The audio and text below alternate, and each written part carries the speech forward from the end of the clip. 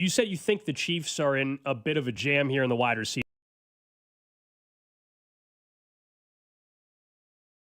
last season. So what should they have done differently?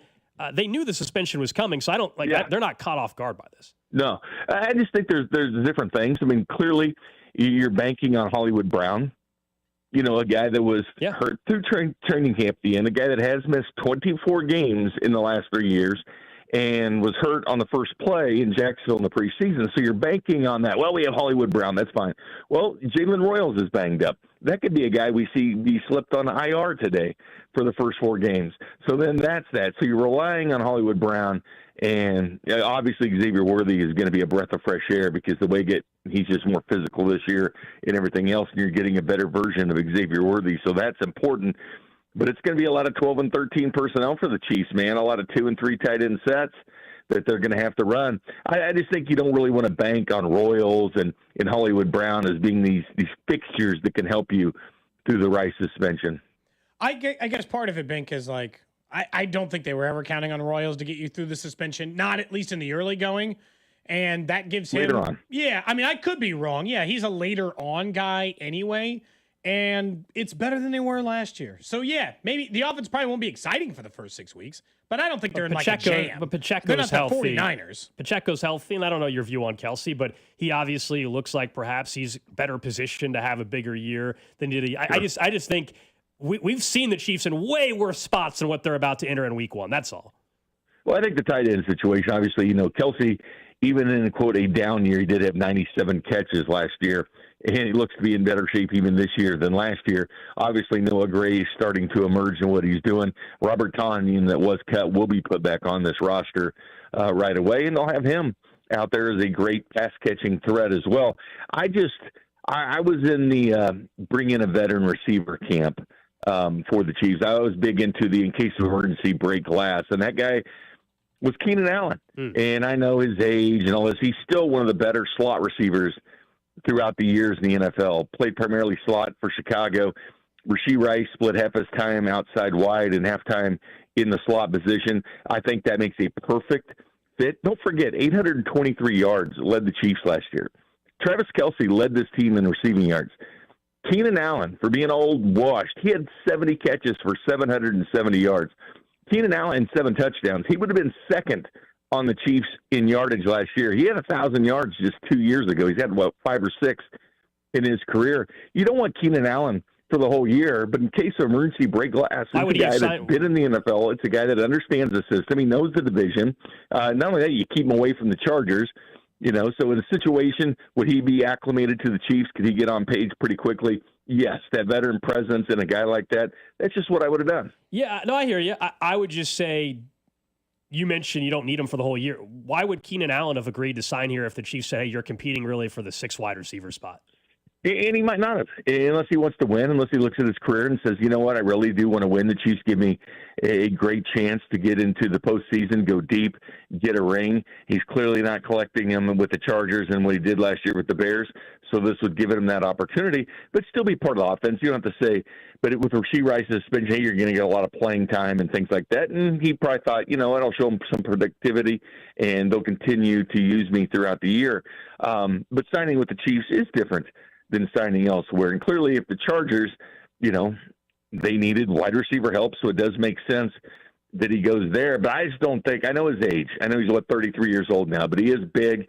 He's a physical receiver. He's great in the slot. He does a lot of the same things Rashee Rice does. And to me, that would have been the easiest fit, being that veteran presence going to the Chiefs. And again, he would have finished second this last year on the Chiefs in total yardage, only behind Kelsey. Still had a productive year with a rookie quarterback that had no time to throw in Chicago. He was still productive. All right, Bink, in 30 seconds, tell me who's won the college football national title. Oh, man, you got me good on that one. The more and more I think a real dark horse is Clemson with Cade Klubnik, but don't count on Ohio State. I just, having Texas at home like that, getting that win, Ohio State looks like to be a machine. I love their receiving core, and I love Carnell Tate, but, would I be shocked if they go back-to-back? No. Bank, appreciate you calling in, man. You're also going to be hosting this show on Friday. We appreciate that. I know you'll have plenty more college football coming up then. Oh, absolutely. Look forward to week one. It's going to be fun. Epic. There you go. That's Jay Binkley calling in. I figured, hey, look, we're texting about this. We'll just We'll call just it. give him a chance Just to speak his own words. Heard his take on it as well.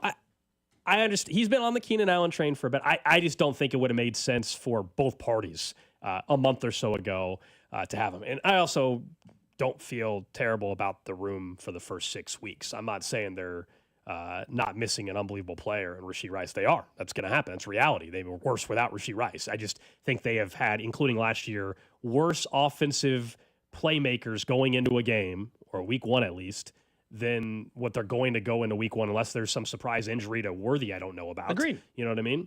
According to Sam McDowell over the Star, by the way, another small Chiefs move. One of their waived players has been claimed. All right, who was that? Issa Pohl was claimed by the New York my gosh. Jets. The film guys are going to be very upset. He is officially heading to New York after being claimed by the New York Jets. I got to be honest. If you can say you like the player, but if you lose your mind like this, I don't want to have another Cam Devaney, Adam Frazier situation. Okay? Oh, boy. I don't need to have another, like, we spent 4 hours talking about a player who would have been player 53 out of 53 maybe on a roster. But he's getting picked up by the Jets, another team finding interest in their versatile tackle. Obviously, the Chiefs essentially decided to go with Wanye instead of Issa, who they were hoping to sneak onto the practice squad, but didn't.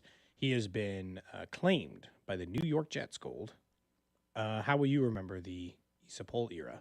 I didn't know he existed until about a week and a half ago when When like Nate a Taylor group mentioned him on of 5 people on Twitter started talking about him and acted like he was a future All-Pro.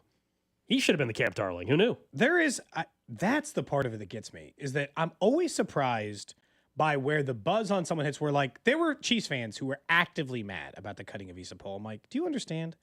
And this is not even meant to be a knock on him or anything outside of it. It's just like, do you understand how low on the importance scale that is for the Kansas City Chiefs this year? It is behind 200 things. Coordinators, different offensive linemen, wide receiver. Like, it's behind 200 things of importance this year, is whether or not Issa Pohl ended up as the backup tackle on this team. It's so far down don't let social media convince you that this is the most important thing to happen with the Chiefs because he looked good in a training camp. Like, well, it's not even that whether or not he's going to be good down the road. It's the fact that he was going to have zero contribution to the team this year. Zero.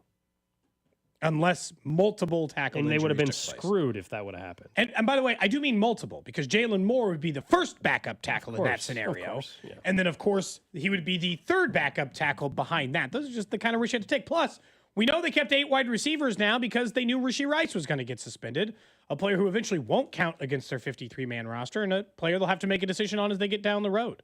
For some reason, you're just tuning in, Rashee Rice is suspended the first 6 games of the season, according to multiple reports. That's what stood out to us on the 53. Because outside that, the 53-man roster, I'm fine that they kept Wanye instead of that. Makes sense. And then in the wide receiver game, that stood out. Now the question is there any move left for the Chiefs? With all these guys getting off rosters, is there still a wide receiver move if they want, right? Do they want to go get MVS? Or I think MVS signed MVS already. just signed with the 49ers because they're short on wide receivers. Fine, and Kendrick Bourne is requesting his release. He'll probably end up a 49er by the 49ers have 2 former Chiefs now, MVS and Sky Moore, in their wide receiver room. Cool. That's another reason why. When we were choosing the division winners, I couldn't get it to the San Francisco 49ers. That's how you want to talk about a bad spot, what Bink was talking about at wide receiver? That's what the 49ers have. They're in a bad spot. The 49ers are in a tough spot wide receiver. Juwan Jennings is like their only health. Him and Pearsall, and then it's Sky Moore. They're going to the season with, because Ayuk is on the PUP list, right? Yeah. I mean, look, you want to look at a tough spot? That's a tough spot. That's in a situation where it's like difficult to recover, and you're going to put yourself in a position where it's going to be hard to see that this case takes place. So we'll see whether or not or how this all works out in the end. But go ahead. There's also a lot of Clyde Edwards-Helaire rumors going on Twitter that perhaps that he'd be the additional back. They didn't want him the last time. Yeah, he couldn't make the. I mean, I don't know. There's a lot of social media rumblings about old Clyde Edwards-Helaire. Remember, right now they kept all the backs except for Carson Steele. As of right this second, they have Pacheco, Hunt, Mitchell, and Brashard Smith. If they actually were to go back down the Clyde route, then I think Elijah Mitchell is definitively gone. Don't you think? Yeah, but I mean, they weren't getting a lot out of Clyde the last time they had him here. Yeah, I'm just this for whatever reason, Twitter's talking about it. Well, they like talking about former Chiefs. Clyde, McColl, they're all coming back. MVS until a couple of minutes ago when he signed with somebody else, San Francisco. They're all coming back, Gold. That's right. Didn't you know? Nobody told you? Either way. Yeah, we'll try to get you some more on the Rashee Rice suspension news coming up here in about 10 minutes. I think Josh Briscoe is scheduled to join us. We know that Chiefs players are scheduled to speak at the podium today. We'll try to maybe bring you some of that a little bit later on in the show as well. I don't think Andy Reid was scheduled to talk, so you probably won't get anything on the Rashee Rice suspension as it relates to him unless it's a coordinator day and maybe we get those. But my guess is that we still won't hear from those here just yet. Let's talk about something that's happening in the NFL that I think if you're a fan of any other team besides the Raiders, which makes you a better fan than pretty much any, I'm sorry, Kramer. Being a Raiders fan's the worst. He's not, I'm just in case he's listening. Yeah, no, you're good. Go ahead. Tom Brady is now being allowed into production meetings. Before, he wasn't allowed into those, and he wasn't allowed into practices because it turns out NFL owners of other NFL teams are not allowed to ask questions to teams related to scheme or other things, Gold, because it creates a competitive advantage. And I know you think like if you give a mouse a cookie, still won't let him in practice. He is allowed to sit in a meeting room with Andy Reid and Patrick Mahomes and ask them complex game planning things. These production meetings include more information about a team's upcoming game plan than we get as members of the local media as a way of making sure that the NFL broadcast is protected and understood and can be heard. It is insane they are allowing him this. One or the other. They're giving him a favor for no reason. He's a known cheater. Like, no offense, he works for a team in the division. If I'm Patrick Mahomes in that meeting, I'm not telling him anything. This production meeting's not going to go the way it normally goes. Sorry for your partner. You're not getting the normal information. Why is he being given favors? I don't know why they switched it. They didn't allow him last year. I don't know what the reasoning is now a year later that owners are okay with. Remember, it was owners that were worried about this. So the deal with Fox that he has, they didn't let him in the production meetings. Okay, makes a lot of sense. I think it means he does a worse job at his broadcasting job because of that. Yes. But that's their own decision, and Fox knew that going in, and they didn't care. They knew there were rules. As far as why it's getting switched now, that's what I don't get. Why a year later are they cool with it? I will say, I don't want to overblow it, though. The production meeting, I mean, it's not like Andy Reid's going through the playbook with Tom Brady. No, but they do say, hey, look, we think we're going to attack him in quarters. Sure.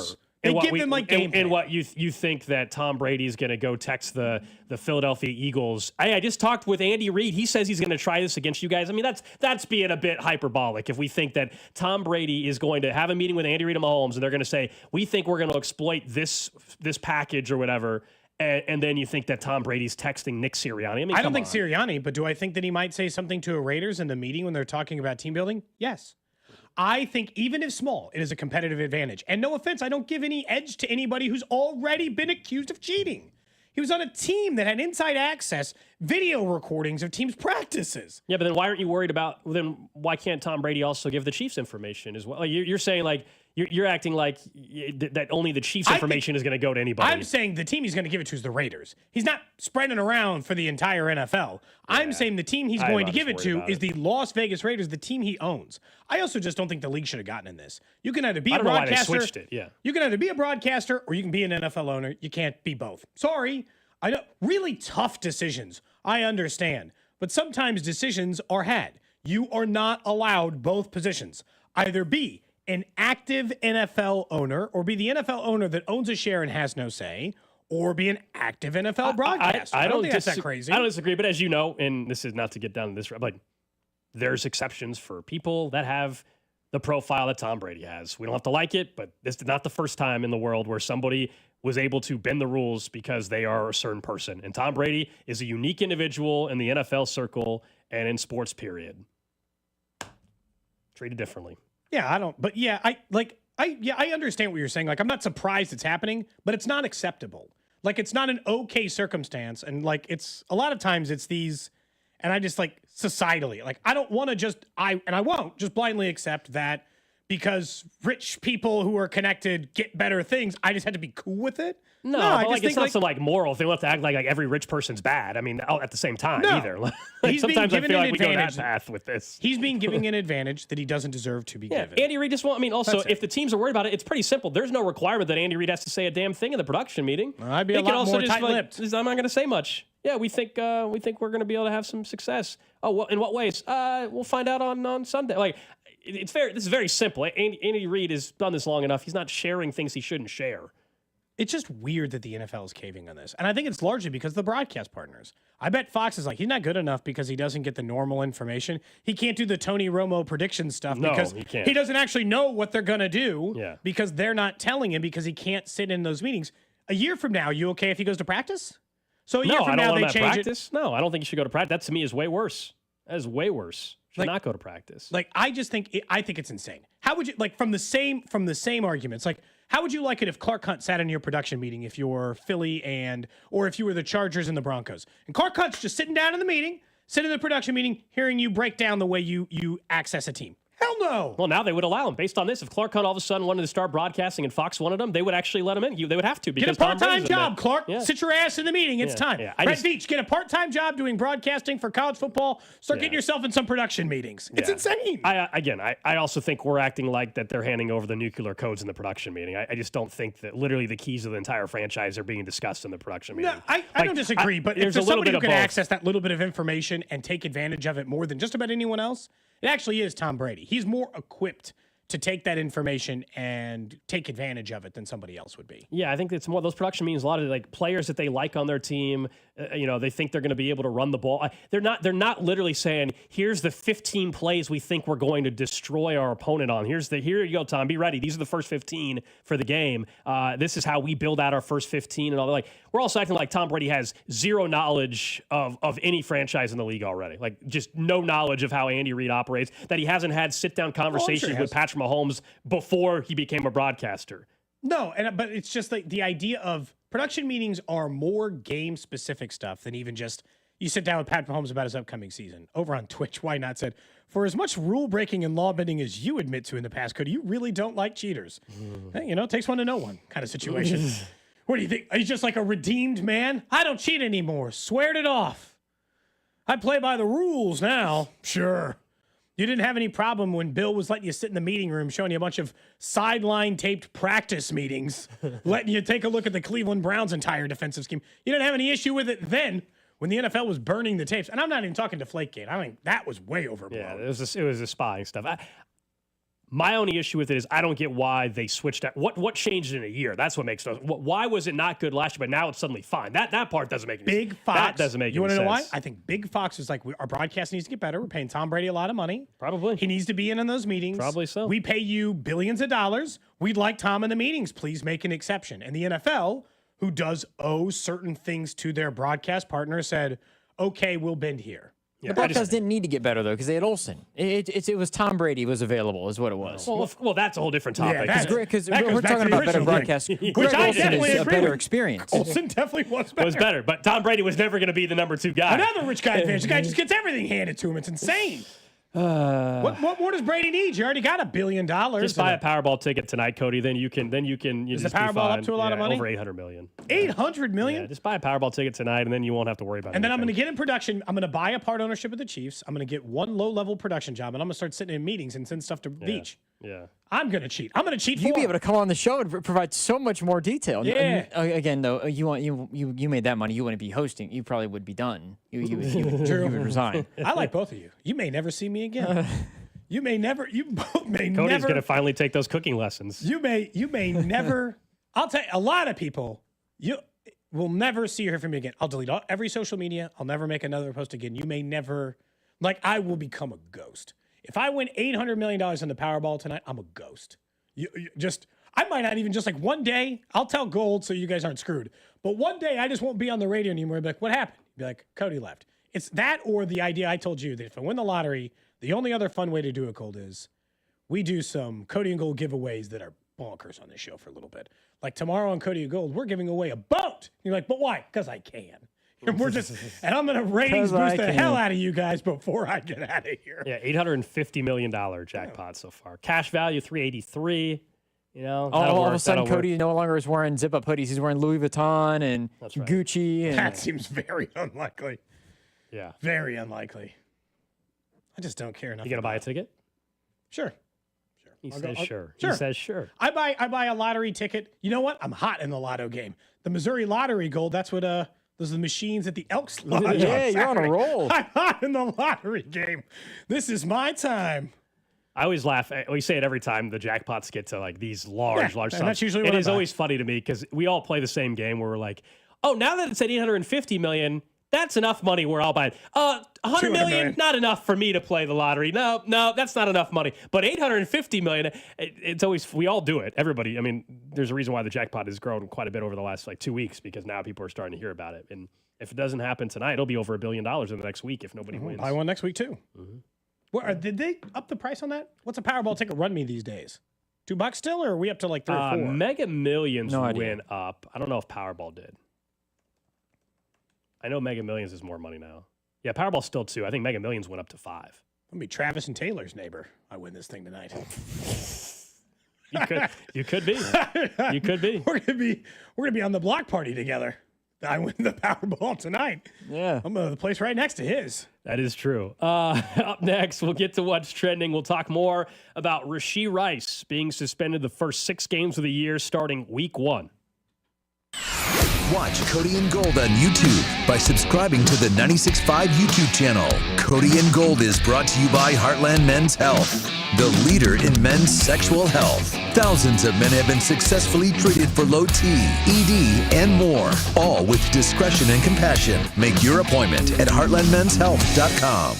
Look, if you're not going to win the Powerball tonight, how about football is back and you can make selections to win money over at Underdog, which you can do on the Missouri side right now. Tonight, if you want, during the baseball game for the Kansas City squad, playing an Underdog's easy. You choose your favorite players to go higher or lower. Touchdowns, receiving yards, interceptions. You can do mix and match of baseball, so home runs and hits. All those entries you could get right and win up to 1,000 times your cash and play with as little as $1. So, for instance, like tonight, you might just be like, well, I think Bobby's hit streak's going to continue. I'm going to go over or higher than 1/2 of a hit for Bobby Witt or over 1.5 hits for Bobby Witt. You can choose higher or lower than those stats over at Underdog. Download the app today. Sign up using promo code TAPP, T-A-P-P, to score $50 in bonus funds when you play your first $5. That's promo code TAPP, T-A-P-P. Join the millions of fans who have already won billions and make plays at Underdog. Must be 18 plus and present in Missouri. Terms apply. See assets.underdogfantasy.com/web/play and get terms. _DFS_.html for details. Concern with your play. Call 1-800-GAMBLER. Visit www.ncbgambling.org. The smell of football and tailgating is in the air, but Labor Day gives us one final weekend of summer before fall, and Hy-Vee is here to help with all of your Labor Day plans. They have grilling favorites like prime reserve beef, chicken grillers, and their specialty brats. And with the Chiefs opener on September 5th, I'm headed to Hy-Vee to get some new gear and pick up my favorite party treats like those amazing Chiefs-themed sugar cookies. We got it all at Hy-Vee. Fall's on the horizon, football's on the horizon, so kick off your best fall ever with my friends only at Hy-Vee. If you're crazy for craft beer, a connoisseur of Cabernet, or master of the margarita, Hy-Vee Wine and Spirits has a huge selection in stock and competitively priced. From value bottles of wine starting at $3.99 to top shelf liquors, get 10% off when you mix and match 6 or more bottles. Hy-Vee's knowledgeable and friendly staff is here to help, or place your order through aisles online for added convenience. Low price, selection, service, and convenience. There's more to love at Hy-Vee Wine and Spirits. Still paying interest? Reiselman Nissan just dropped 0% APR for 60 months on new Muranos, Rogues, and Pathfinders. Or stretch it out, 1.9% for 72 months, or even 84 months at just 3.49% APR. Need torque? Take home a new Frontier and grab up to $6,000 in total rebates. And if you live in Missouri and lease your new vehicle, you pay 0 sales tax. That's real money saved. These deals are real, but they won't last. Tap over to ReiselmanNissan.com. Reiselman Nissan. Every customer, every time. Here we go. Count on Sundays with the NFL on CBS and Paramount Plus. This is incredible. Watch your local NFL game live all season long. And he's in for a touchdown. Visit ParamountPlus.com/NFL to get started today. Hey, baseball fans, want to boost the odds on your next MLB parlay? Take the field with a Parlay Boost token from BetMGM, an official sports betting partner of Major League Baseball. Log into your BetMGM account to receive your token. Then, place a parlay on any MLB game and apply the token. Just make sure to bet up to the minimum stake, odds, and legs specified on the token. If your boosted parlay hits, you'll score a bigger payout. Feeling good about your MLB parlay? Step up to the plate for your chance to score. Claim your MLB Parlay Boost token today. Join the excitement all season long with BetMGM. Major League Baseball trademarks used with permission. BetMGM and GameSense remind you to play responsibly. See BetMGM.com for terms. 21 plus only. Kansas only. Existing customer offer. Subject to eligibility requirements. Rewards vary and expire in 1 to 7 days. Please gamble responsibly. Gambling problem? Call 1-800-GAMBLER in partnership with Kansas Crossing Casino and Hotel. Rally House. Shop every team in town. College and pro. Come on, it's time to go. The season starts at Rally House. From jerseys and hats to tumblers for game day, it's where outrageous selection meets every fan's style. Kansas, Missouri, Kansas State. Chiefs and Royals make KC great. Rally House.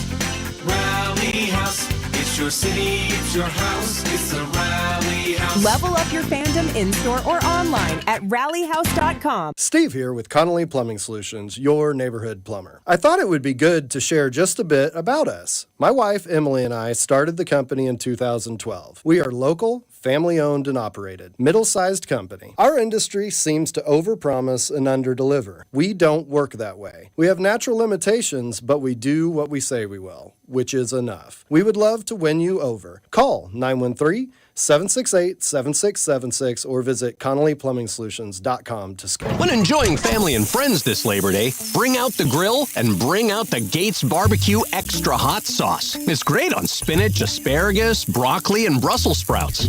While you're at it, be sure to use Gates Hot and Spicy seasonings on fresh fruit, vegetables, popcorn, nuts, or enhance your salad dressings with Gates Hot and Spicy seasoning for that extra flavor pop. Pick these up at your local grocer, and if you don't see them, ask for them. Make Gates Barbecue a part of your Labor Day. Gates Barbecue. Thanks. With love. At Casey's, we're too nice to say no. So when someone asked for a free frozen drink, we said, sure. Then they said, every Friday all summer? And, well, now we're giving away free medium frozen drinks every Friday. Free Frozen Fridays with Casey's Rewards. It's not crazy, it's Casey's. See store for details. Actual price will depend on product and subscription plan. Featured products are compounded drug products, which the FDA does not approve or verify for safety, effectiveness, or quality. Prescription products require an online consultation with a healthcare provider who will determine if appropriate. See website for details, restrictions, and important safety information. Want to boost in and out of the bedroom? Hims has you covered. Introducing a new 2-in-1 approach to level up your game. Tadalafil for better bedroom performance and zinc for testosterone support. Put it all together and you've got what you need to turn things all the way up.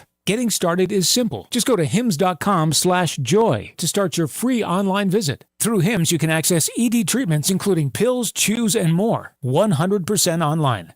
No office visits, no pharmacy lines. Just fill out a simple intake form and a licensed medical provider will determine if treatment's right for you. If prescribed, it ships free and discreetly to your door. Find affordable treatment options at up to 95% less than brand names at hims.com/joy. That's hims.com/joy, HIMS.com/JOY. This is an important notice to all U.S. taxpayers. The IRS is giving away billions of dollars in tax savings through a federal program called the Fresh Start Initiative to aid delinquent taxpayers. This initiative was established for anyone facing financial hardship and unable to pay their back taxes. Qualifying and enrolling in this program will stop all collections, settle your delinquent tax problem, and even reduce what you owe by thousands of dollars. Call the hotline at People's Tax Relief to see if you qualify and get this free information by dialing 800-548-6839. If you have unfiled tax returns or cannot afford to pay your personal or business back taxes, you can now get the help you need. One simple phone call can resolve your tax problem and save you thousands of dollars. To see if you qualify and to get this important free information, call 800-548-6839. 800-548-6839. 800-548-6839. Must qualify for enrollment. Results vary. Consult with your tax professional prior to enrollment. Jefferson's Wings, Burgers, Oysters. Located located in Lenexa and North Kansas City, proud lunch partner of Cody and Gold. Have you watched Die Royal Decree? How about Chiefs Take Tuesday?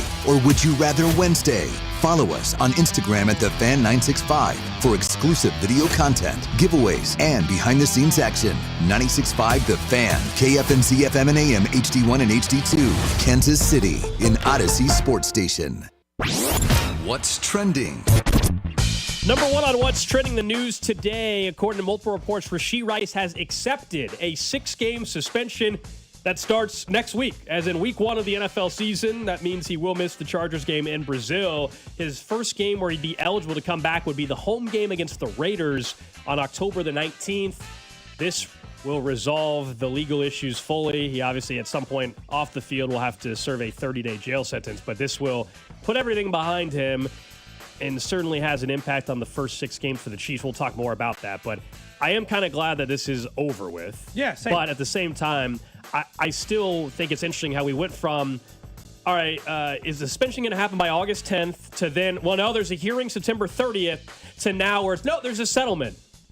It must have been that the league really was going for those 8 to 10 games that we had heard in the initial report. They threw out 6 to see if he'd accept it. He did. Now Rashee Rice will miss the first 6 games of the season. Next up on What's Trending, Royals come from behind late last night to win 5-4 against the Chicago White Sox, trailing 4-0 in the 8th with just 2 hits. They scored 2 in the top of the 8th, 3 more in the top of the 9th, and then Carlos Estevez got a save to put him as the major league leader in saves. Huge win for the Royals, considering the fact that game looked like a complete loss. We'll talk more Royals baseball in a little bit, including what J.J. Piccolo said to us earlier. But, yeah, Royals lose 5-4, or win 5-4 late against the White Sox.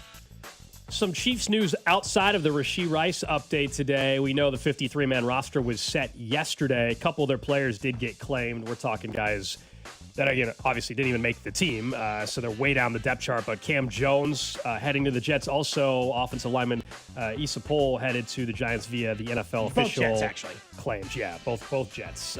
So those are the 2 players that were claimed. As for what the Chiefs are looking to do, still waiting news later today or tomorrow if they bring back Robert Tonyan. He was released, but he's a vet, so he doesn't have to go through the waiver process. Same with Mike Pennell. There's some social media rumblings that perhaps Clyde Edwards-Helaire could be going back to the practice squad. We don't know if that's the case yet, but there's some rumblings out there on social media about that, because as of right now, they have kept Pacheco, Hunt, Mitchell, and Brashard Smith on the 53-man roster. They've also kept 8 wide receivers, and it makes more sense now that we know the settlement has happened with Rice, and he won't be available. Next up on What's Trending, Ravens safety has a new deal. Kyle Hamilton reportedly agreed to a deal today worth 4 years and $100 million. Largely considered one of the better safeties in the NFL. Very, very, very good player. And honestly, maybe the best player in their defense. But he gets a 4-year, $100 million extension to stay with the Ravens. Not bad. Not too bad for a safety in the NFL. A couple other moves on What's Trending. The Jaguars have traded a 6th-round pick for wide receiver Tim Patrick. That's from the Lions. Jordan Poyer signed back with his old team, the Buffalo Bills. Adam Thielen was rumored for a week or so to get traded. He did. The Panthers wide receiver is back with his old stomping grounds, the Minnesota Vikings. Part of that deal, the Vikings get Thielen and a conditional 2026 7th-rounder and a 2027 5th-round pick, while the Panthers get a 26 5th-round pick and a 27 4th-round pick. You got all that? Very busy day in the NFL. Yeah. Lastly, on What's Trending, according to reports, I think from Pete Thamel, Dylan Edwards will miss week 2 against North Dakota for the K-State Wildcats and is already expected to be listed as doubtful for week 3 against Army. Okay. That is What's Trending. Yeah, go ahead. You had a big smirk on your face. Go ahead. He's got a big smirk on his face. We're getting ready to talk to Joshua Briscoe. I think we'll talk to here in just a couple of minutes, so it can wait. Okay. It's just mostly about... I'm now being added on the station account because, once again, Underdog. Oh, I know. They sent out a press release yesterday. Is doing a hot dog championship again, which I lost last year. 2:30 today, those meaty interviews. If you wanted to do it, you have to get there at 2:30 today.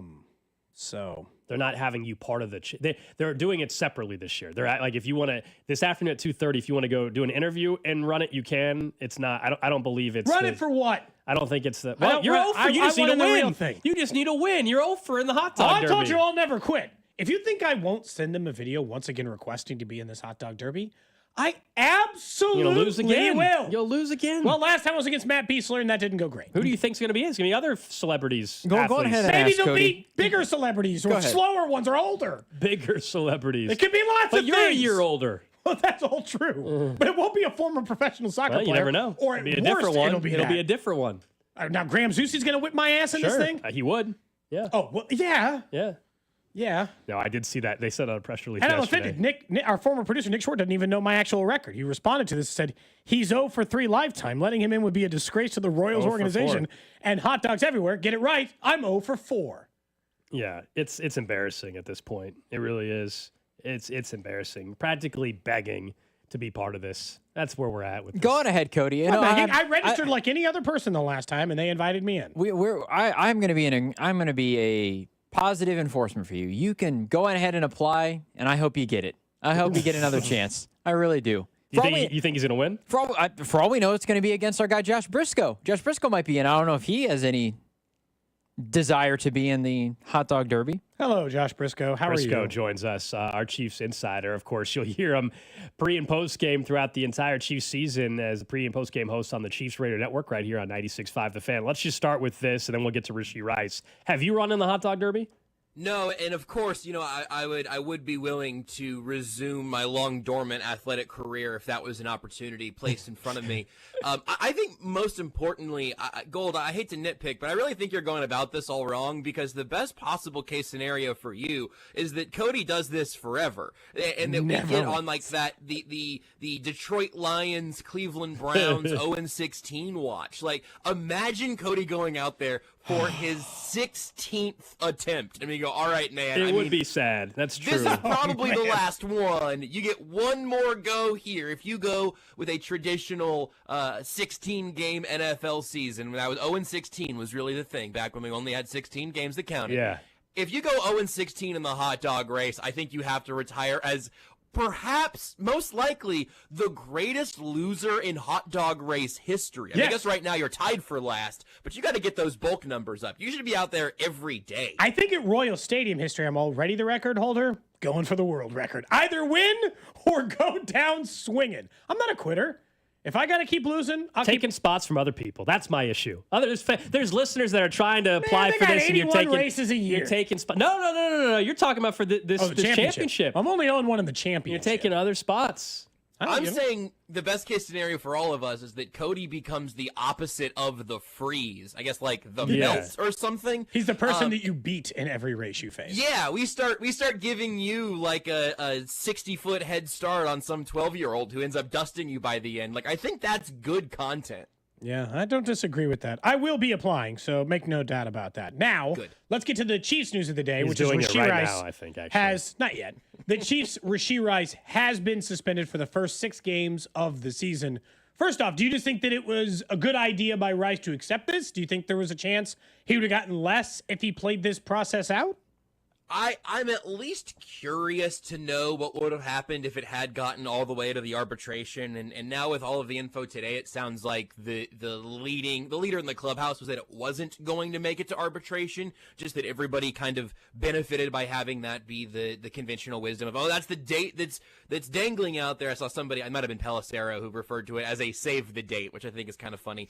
I think 6 games, I think it makes sense. I still have a really hard time getting around the Jordan Addison of it all. I know he's got felony charges and he left the scene and some like relatively reasonable things that you can kind of ratchet up from the 3 games that Addison got. I also understand, I mean, it's crazy that this happens the day after 53-man cutdowns, but I understand the Chiefs maybe having the preference for like, all right, let's just get this over with so we're not sitting around in week 6 or 8 wondering if this thing is going to end up stretching into the stretch run of the season. Obviously, you'd like to have him out there for these games that really matter at the beginning of the year, and it sounds like Rashee Rice also just needs to start making game checks at some point too, because he's got all these settlements and stuff he's going to have to pay out. So I'm not like flabbergasted that it got, certainly not, I'm not shocked that it got settled. I'm not shocked that it's 6 games. I would have been curious to see where the independent arbitrator would have landed. But if you say, hey, they would have landed at let's say 5, 6, or 7 games, probably better to go ahead and settle before week 1 as opposed to maybe being suspended for something like week 7 through 15 or wherever it would have landed. Yeah, I just don't want the trouble of like the in-season, let's figure out how we are in offense. Yeah, I'm kind of bummed. We won't know how good the offense is until like week 10 this season now, but better than finding out it's great, taking 6 weeks off, and then trying to recalibrate before the postseason hits. Right, and obviously it explains them keeping 8 receivers on the initial 53 yesterday. And the one thing about it that I thought was a silver lining of a potential midseason suspension was that it gives you an extra 4 or 5 weeks for Jalen Royals to just kind of get up to speed and not be asked to do very much. Now I think it's even more likely that we're just going to get a pretty heavy dose of Juju Smith-Schuster for the first 6 weeks of the season, which is fine. He's been healthy through camp. He's healthy right now. Maybe it's nice to say, hey, man, your workload is going to diminish significantly when Rice gets back. You've got a veteran in there now. I mean, they'll be okay, but I mean, it does feel like we're going back into certainly not preseason mode, but less than 100% mode before the season even starts. Hopefully everybody else is out there. Hopefully we get a full dose of Hollywood Brown out of the gate, because now it's really important that he's ready to go. There's no doubt it's important for Brown to stay healthy the first 6 weeks of the season at minimum. But we were talking earlier. They've been in way worse situations, Briscoe, though, heading into a week 1 or a grouping of games. I mean, just look at last year. So that's where they're definitely better with Rice, of course. But I actually don't feel like they're entering week 1 in this terrible situation. No, I mean, they were to your point, they were in a worse spot every minute of last year, I think. We didn't know the extent of Hollywood's sternoclavicular thing until a few weeks in, but obviously you lost him from the first snap of the preseason, and then all the other injuries and stuff started collapsing. And there was some thought last year about a potential Rice suspension to start last season. Just, obviously we didn't even get close to that happening, but like there was uncertainty even there. So yeah, if you give me now Xavier Worthy with a full season under his belt, he's starting at a much more advanced spot than he was this time last year. You have Hollywood in while Rice is out, and obviously you had a few games with Rice last year. But no, I definitely don't think I can't even remember what the exact phrase one of you said seconds ago was, but it feels like we're getting the full-fledged Chiefs offense has been delayed further now. I think we all understand around here that Rashee Rice was going to be the focal point of the offense last year, and he's going to be the focal point of the offense this year whenever he's out there. Waiting another 6 games to see that stinks, because it's going to be another 6 games. Maybe it's more Travis Kelce early on than was originally expected. And again, certainly you're leaning more and more on Xavier Worthy and hopefully Hollywood. It stinks from the Chiefs' perspective. It's going to be frustrating to watch a lesser version of the Chiefs' offense for the first major act of the season, the first third of the year. That's a lot of football and a lot of meaningful games, by the way. So I think they could feel the impact of this in a very real way. They survived even worse last year, though, which is still pretty amazing. Who do you actually think it will be? I know that Kelce or Worthy are the only 2 options, but let's say even a third name who just gets more than expected work. Juju, Thornton, who are the, not beneficiaries, but who will they lean on more than they would have if Rashee Rice was available for those first 6 weeks? I still really think it is just Juju. I know it's like the veteran guy who's been around and has a couple of years in the system and some familiarity with Reed and Mahomes. It just makes so much sense.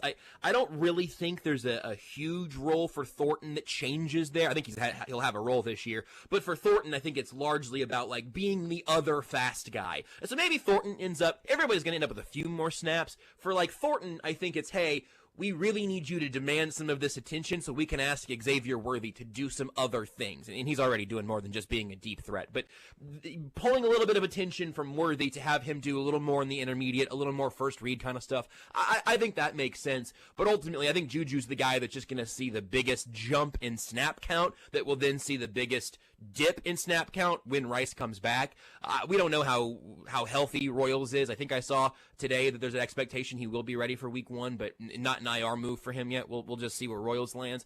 I'm not expecting the mid-round rookie to have a huge impact early. I feel like this is the exact reason that Juju's back. Like this is like the exact scenario you're saying, all right, we're going to really lean on you for 6 weeks, not as the focal point of the offense, but as a guy that can take a little bit of this burden away from Kelce and Worthy. Last one for you, Briscoe. Running back situation that they've so far have kept Elijah Mitchell and Brashard Smith to go with Hunt and Pacheco.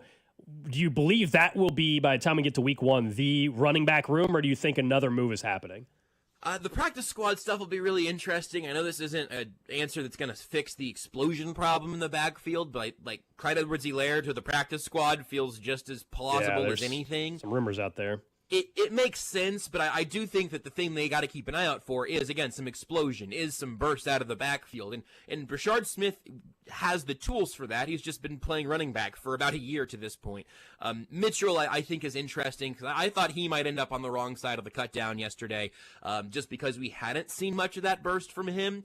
I think it makes sense that they keep their eyes open. I'd be pretty surprised now if they ended up making a relatively big swing in the trade market. I think it would have made more sense to do that yesterday or in any of the several days since the preseason wrapped up. You're definitely going to have a back or two on the practice squad. That could be Carson Steele. It could be Carson Steele and Clyde Edwards-Helaire. I do think, though, trying to find some more speed makes sense. Maybe this is a good sign, though, that Mitchell's not completely cooked and that they see Brashard Smith being a real option out of the backfield. I like it. It's just there are some questions there at the exact same way that there were questions at that position last year. Kareem Hunt came in and stabilized things, but he didn't add a lot of explosive runs. They need to find some explosive runs from somewhere outside of Isaiah Pacheco. Josh Briscoe, appreciate it, man. We'll be listening next Friday, Chiefs Radio Network pre- and post-game. Briscoe normally joins us Fridays at 11 o'clock here on 96.5 The Fan.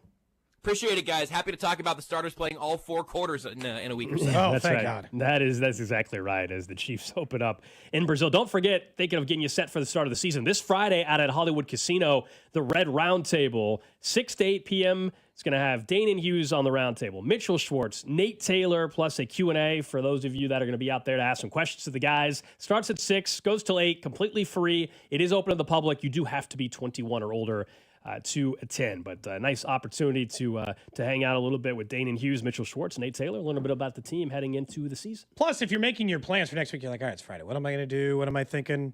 May I suggest Jefferson's, our official lunch sponsor here on Cody and Gold? New happy hour that's here to save you money 7 days a week. Half off appetizers, half off your bar tab at Jefferson's Lenexa and Jefferson's North Kansas City. That's half off your bar tab at both locations during happy hour. Plus, Monday's all-day happy hour. Same great deals during their reverse happy hour 7 days a week as well. You know we love food over Jefferson. So if you're just looking for your pre-planning your food for next Friday night, might be a suggestion. Also, a good college football slate on Saturday, so maybe that's what you maybe do. Don't have to wait till Friday. Maybe that's True. what you do as well. Hey, coming up in 10 minutes, we will talk fantasy football. It is back, baby. A lot of you have already had some drafts. I got 2 drafts in the next week. I know, Cody, I think you got another one coming up. Week, yep. Drew, you either just had one or you have another one coming up. Next I know. week. So it's that time of the August and about to be the football season. We will have Paul Charchian on this season once again, every single week. He will join us normally on Thursdays at 12:30. A little different schedule this week. Yeah. But he will join us in 10 minutes to talk about how you should approach the draft. Obviously, the Rashee Rice news and how that tweaks some things around. So Charge coming up in a bit. But let's continue going around the NFL a little bit. We've been going division by division leading up to next Friday. I guess Thursday, technically, the NFC East gets going. To pick how we see the divisions go, we already did the NFC West. We were all different in the West. Drew had the Niners, you had the Cardinals, I had the Seahawks. We all had the Bills in the AFC East. Let's go to the NFC South. Okay, so we can all eliminate the Saints. You sure? You sure? You don't they believe named in Spencer Rattler their starter. We can all safely eliminate. No one is saying the New Orleans Saints. We don't have to. We can spend the least amount of time on them as a team. They're heading nowhere. They are praying that Arch Manning is the Heisman Trophy winner and that they are selecting number 1 overall so they can continue the Manning legacy. They are an unimportant team this year. The other 3, I think you can make an argument for. I would have leaned maybe an outside chance that the Panthers could have done it. I don't actually get the Thielen move from their perspective. It was one of the few guys that their young starter, Bryce Young, actually liked throwing to last year. And now they're going to start all over and be young everywhere. And I understand they got Ted McMillan and Xavier Legette from a year before, but it just feels like you're hurting a guy who's in the middle of his development process. So then I'm down to 2. And the truth is, as much as I want to say Michael Penix Jr. and his big Penix energy, or however Desmond Howard said it, outside of that, I still think the Buccaneers are the best team. Tristan Wirfs still has a good chance to be ready for week 2 or so outside of that. And so I do really wonder whether or not there's another team who can challenge him yet. I love the offensive weapons for the Falcons. The Bijan, Drake London, all of that grouping looks good. I still think the Bucs are the winner. Totally with you on the Panthers, although I like Ted McMillan. They're not nearly good enough and ready to win the NFC South. I do think the Bucs will continue the streak of winning that division in they'll make it 4 years or 5 years in a row. Kind of surprising for a division that hasn't been Here's why. very good. I think the Tristan Wirfs news turned out to be not as bad. He's expected to be activated from the PUP list. I think he already was, maybe yesterday. So maybe he's not going to be out as long. I think Baker Mayfield's a dark horse MVP candidate. If I think that, then I have to think they're winning the division, right? So I placed a bet I'm going to go with the Bucs. Yeah, I placed a bet on Bijan to lead the league in rushing. So it's like for the Falcons. Yeah, I'm not like it's not like I'm anti-Falcons. It's just how can I pick them to win the division if I don't know if Penix is good? That and they also one of their offensive linemen they just gave an extension to, much like Rashawn Slater. He's now out for the season, so that's a big O-line injury there, protecting the blind side of Michael Penix. I don't like that news, that update yesterday. So give me the Bucs as well. I'm just not a believer in Michael Penix at this point. He's dealt with a lot of adversity to get here. He's grateful to be Washington's quarterback, and they know that every time he takes the field, he's going to bring that big Penix energy. He's going to bring that big Penix energy.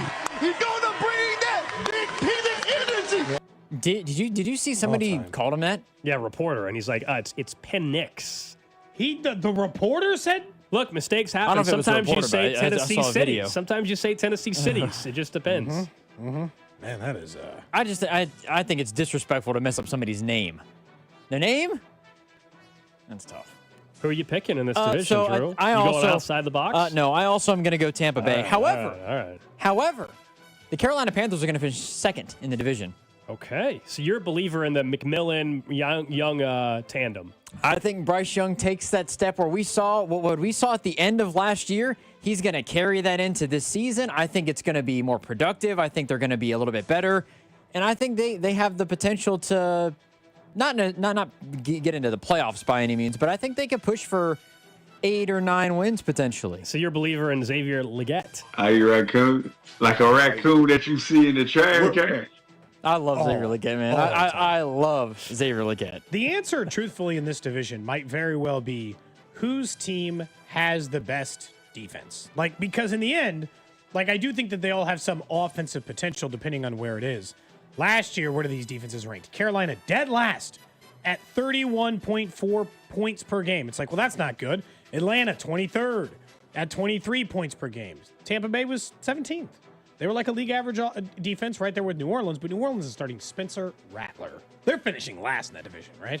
My exact order would be Bucks, Falcons, Bucks, Falcons, Panthers. Saints. That would be if you were to do division order exacted bet, that's the those are the favorites to finish in that order. I could see if you tell me that with the offensive line injury, Michael Penix just is under pressure constantly, and maybe Bryce Young takes another step. The Panthers maybe they get there. The Panthers just can't win this division. No, I don't think they're winning the division. I think Tampa's going to win it by a couple games. The Panthers brought in 5 free agents on defense. Turk Wharton, of course, being one of them.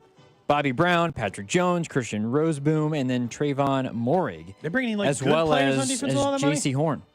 What's that? I said they bring any good players on defense with all that money. I mean, Turk Wharton was But they very overpaid Turk.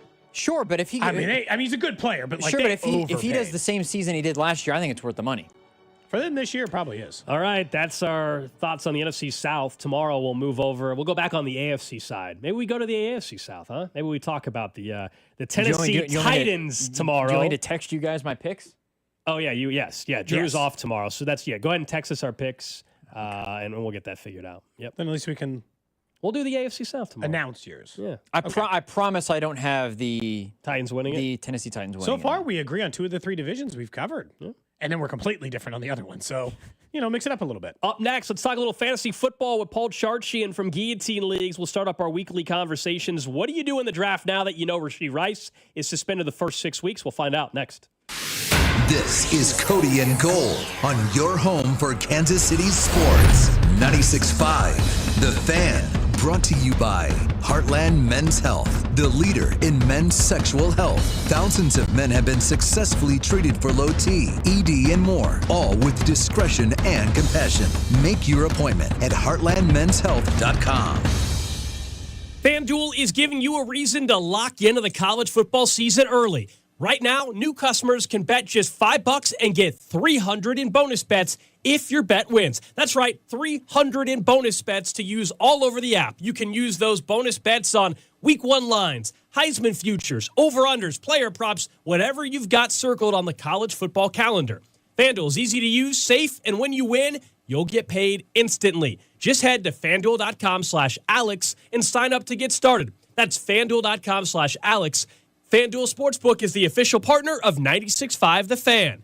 21 and present in Kansas. First, online real money wager only. $5 first deposit required. Bonus issued as non-withdrawable bonus bets which expire 7 days after receipt. Restrictions apply. See terms at sportsbook.fanduel.com. FanDuel is offering online sports wagering in Kansas under an agreement with Kansas Star Casino, LLC. Gambling problem? Getting help is your best bet. Call 1-800-522-4700 or visit ksgamblinghelp.com.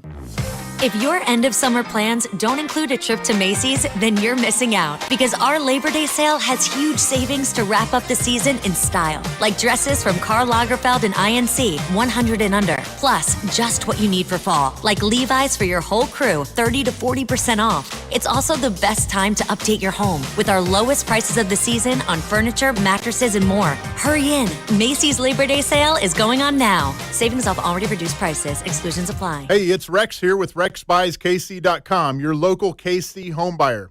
If you own a property in the Kansas City or surrounding area and want to sell it fast and at a fair price, write this number down, 816-330-6000. I'm a private real estate investor, not some hedge fund or large national chain.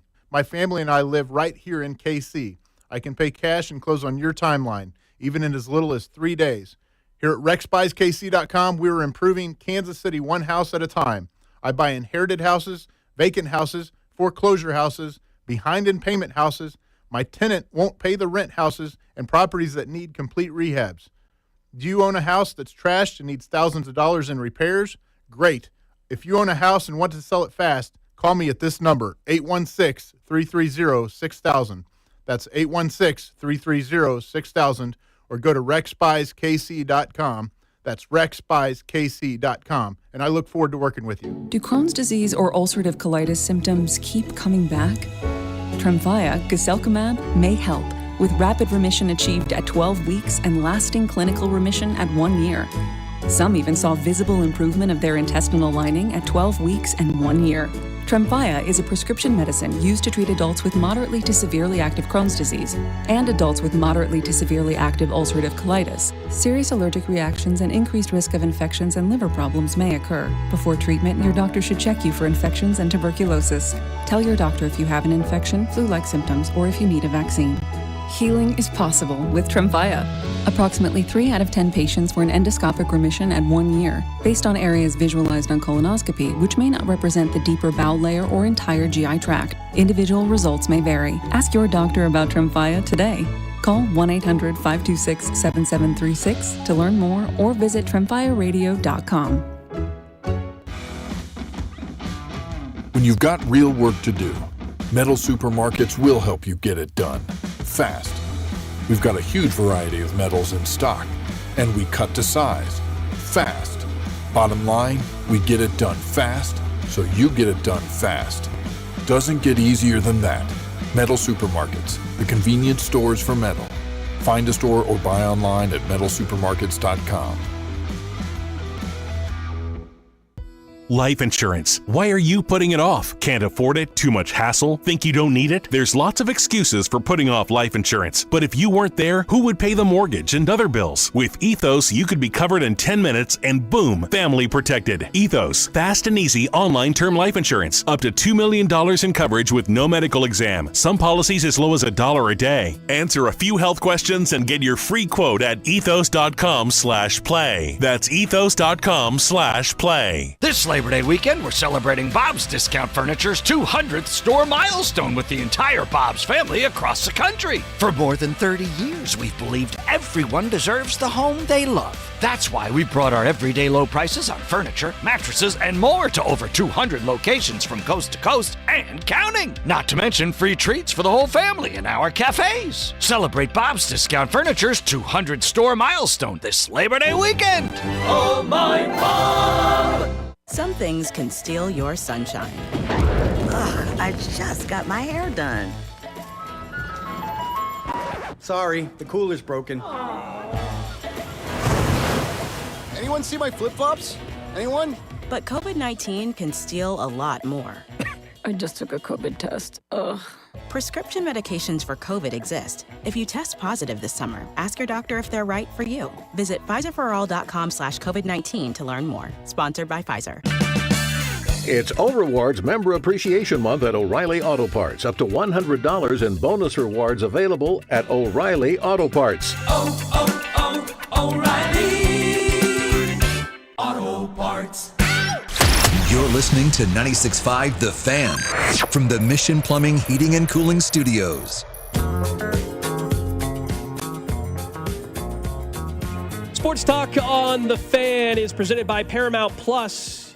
You can't count on much these days, but you can always count on Sundays with the NFL on CBS and Paramount Plus. Watch your local NFL game live every Sunday on CBS and Paramount Plus all season long. Visit ParamountPlus.com/NFL to get started today. Something that's about to get started, of course, is fantasy football season, and we'll start our weekly conversations with Paul Charchian of GuillotineLeagues.com. Charch, it is good to have you back on the show, my man. We're ready.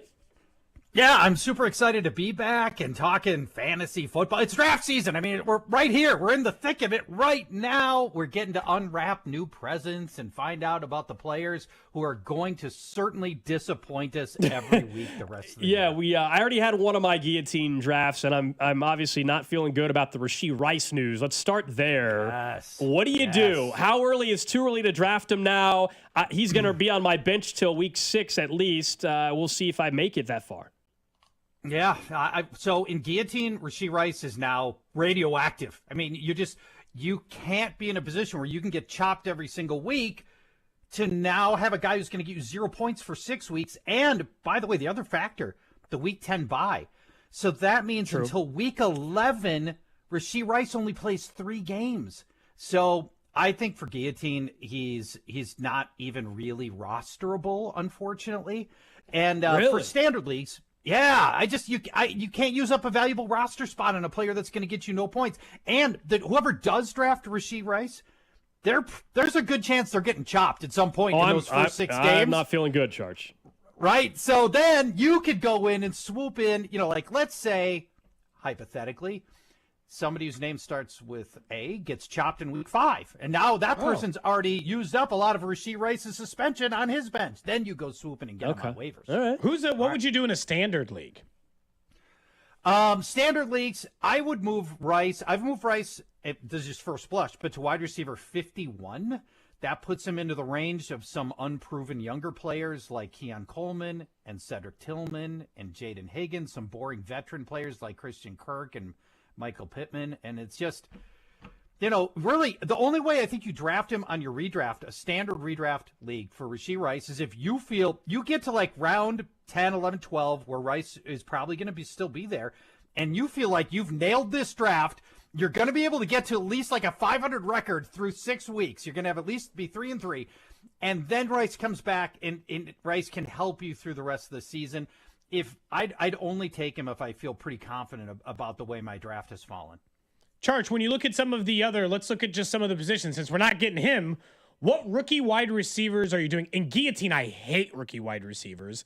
And even in standard leagues, I feel like I'm just guessing most of the time, or I just go with good offenses. Of the rookie wide receivers, which ones do you actually like? Okay, I will answer that. And I want to do this as a segue from our previous conversation. You two helped me get smarter on Jalen Royals. So, I know he's dinged up right now, but is Royals, I think Hollywood Brown, assuming he gets back from his ankle sprain, is going to be the main beneficiary of targets with Rice out. But, Rice runs from the slot a lot. Royals runs from the slot a lot. Do you feel like Royals moves into a spot where he becomes a bigger part of the offense much faster with Rice out these 6 games? We don't think so. Yeah, we don't think so right away. Actually, we were just talking to a guest about that. Juju Smith-Schuster, Hollywood Brown seem to be the bigger beneficiary.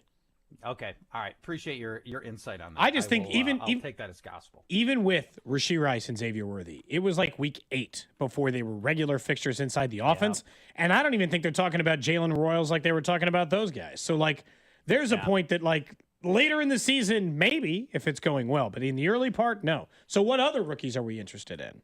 All right, the main guy at wide receiver. Well, there's two that are just, I think, ready to potentially explode. And you're absolutely right that most rookie receivers take time to get to be reliable. But I think there's two guys here that just hit the ground running. The first is Tet McMillan. The kid he's in Carolina. He's looked fantastic. First wide receiver taken in the draft, and Carolina just moved out Adam Thielen, which is going to free up a bunch of extra reps for McMillan. Bryce Young, what he did, his turnaround in the second half of last season was just staggering. And what little we saw of Bryce Young in the preseason, extremely promising in the last few weeks. So Ted McMillan, to me, feels pretty safe. And then the other guy, Emeka Egbuka in Tampa.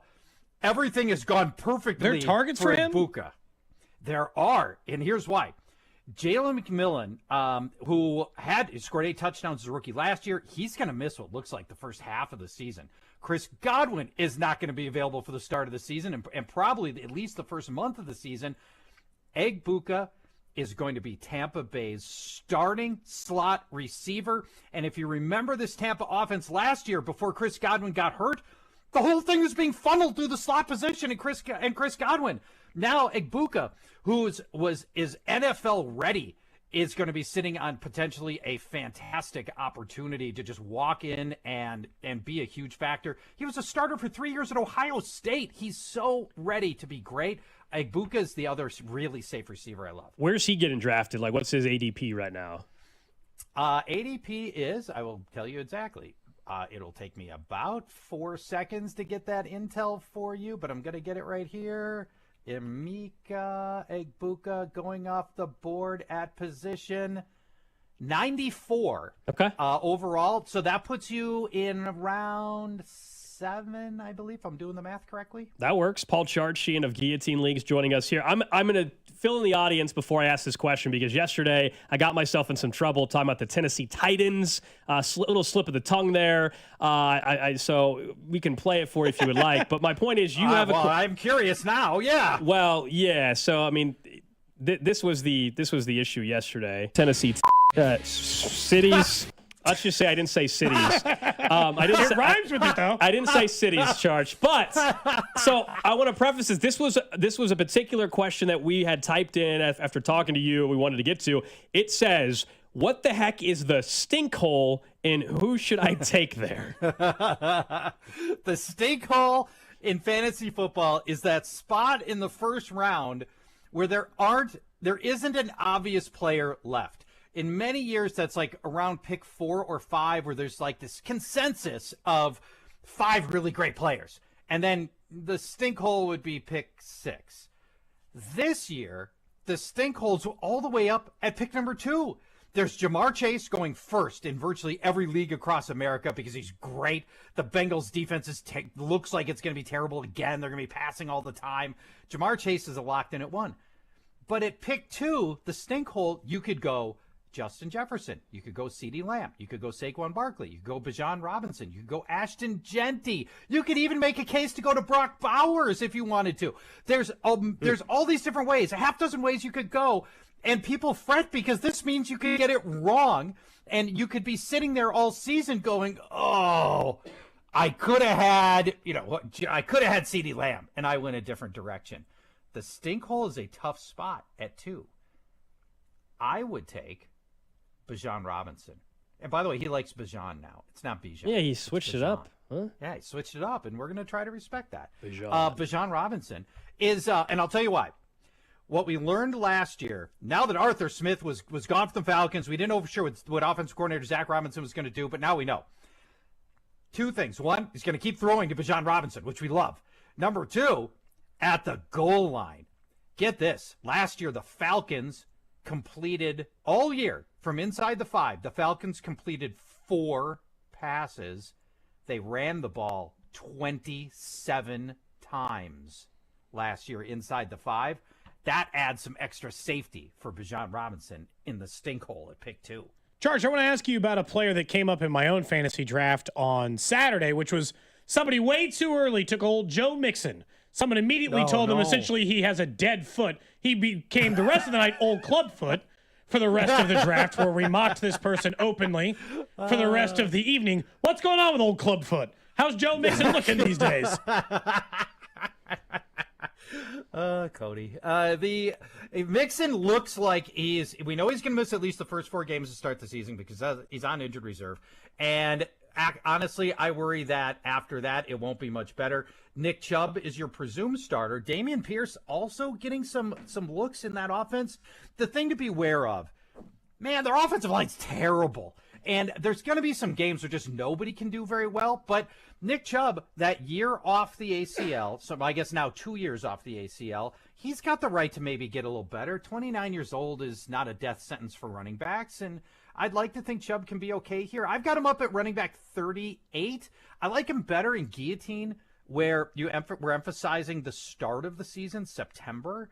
And Nick Chubb looks like the September starter for the Texans. I actually sent Charge a photo of the championship belt I received from that league. Yes. It's graphic. It really is. Why don't you share it with everybody?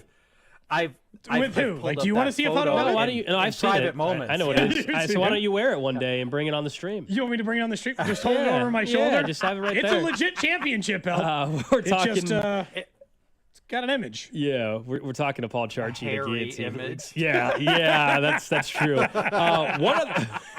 One other name, though, that is getting some traction, certainly if you talk to anybody in D.C., that is their running back situation. They move on from Brian Robinson, and the only reason why they do that is because they like this Ja'Cory Krosky-Merritt kid. How much is he going to play?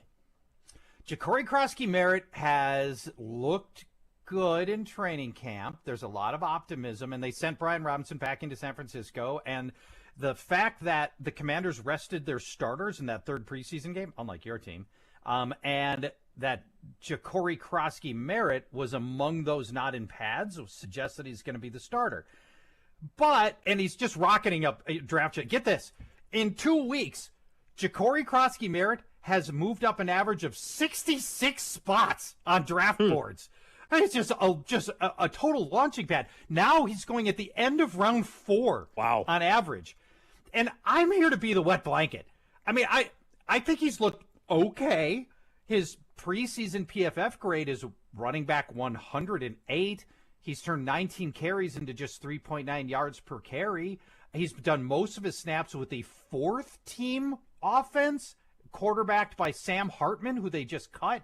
And they still have Chris Rodriguez. So I'm pumping the brakes on Ja'Cory Krosky-Merritt. I'm optimistic that this is a nice find and a nice opportunity. But end of round 4 seems to me to be a bit much for Ja'Cory Krosky-Merritt. Charge, are there players, like, I think each person has an individual list, but which players are on your, like, I'm just not drafting under any circumstances? Like, I'll never take Kyle Pitts again. I've learned that. It's fine. Finally. But, like, I'll never take him for fantasy, and that's fine. Some people, it's Christian McCaffrey, even though he's one of the higher-rated players, because they've been burned too many times. Who's on your do-not-draft list?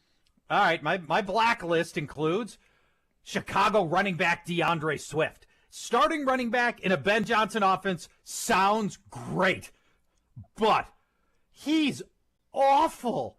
Last year, rushing yards over expectation among starters, dead last. He avoided tackle rate, 3rd from last. Now, they don't have a lot of other people to go to, but he was already been benched by Ben Johnson once already 3 years ago when he was younger and better. So DeAndre Swift is dead to me.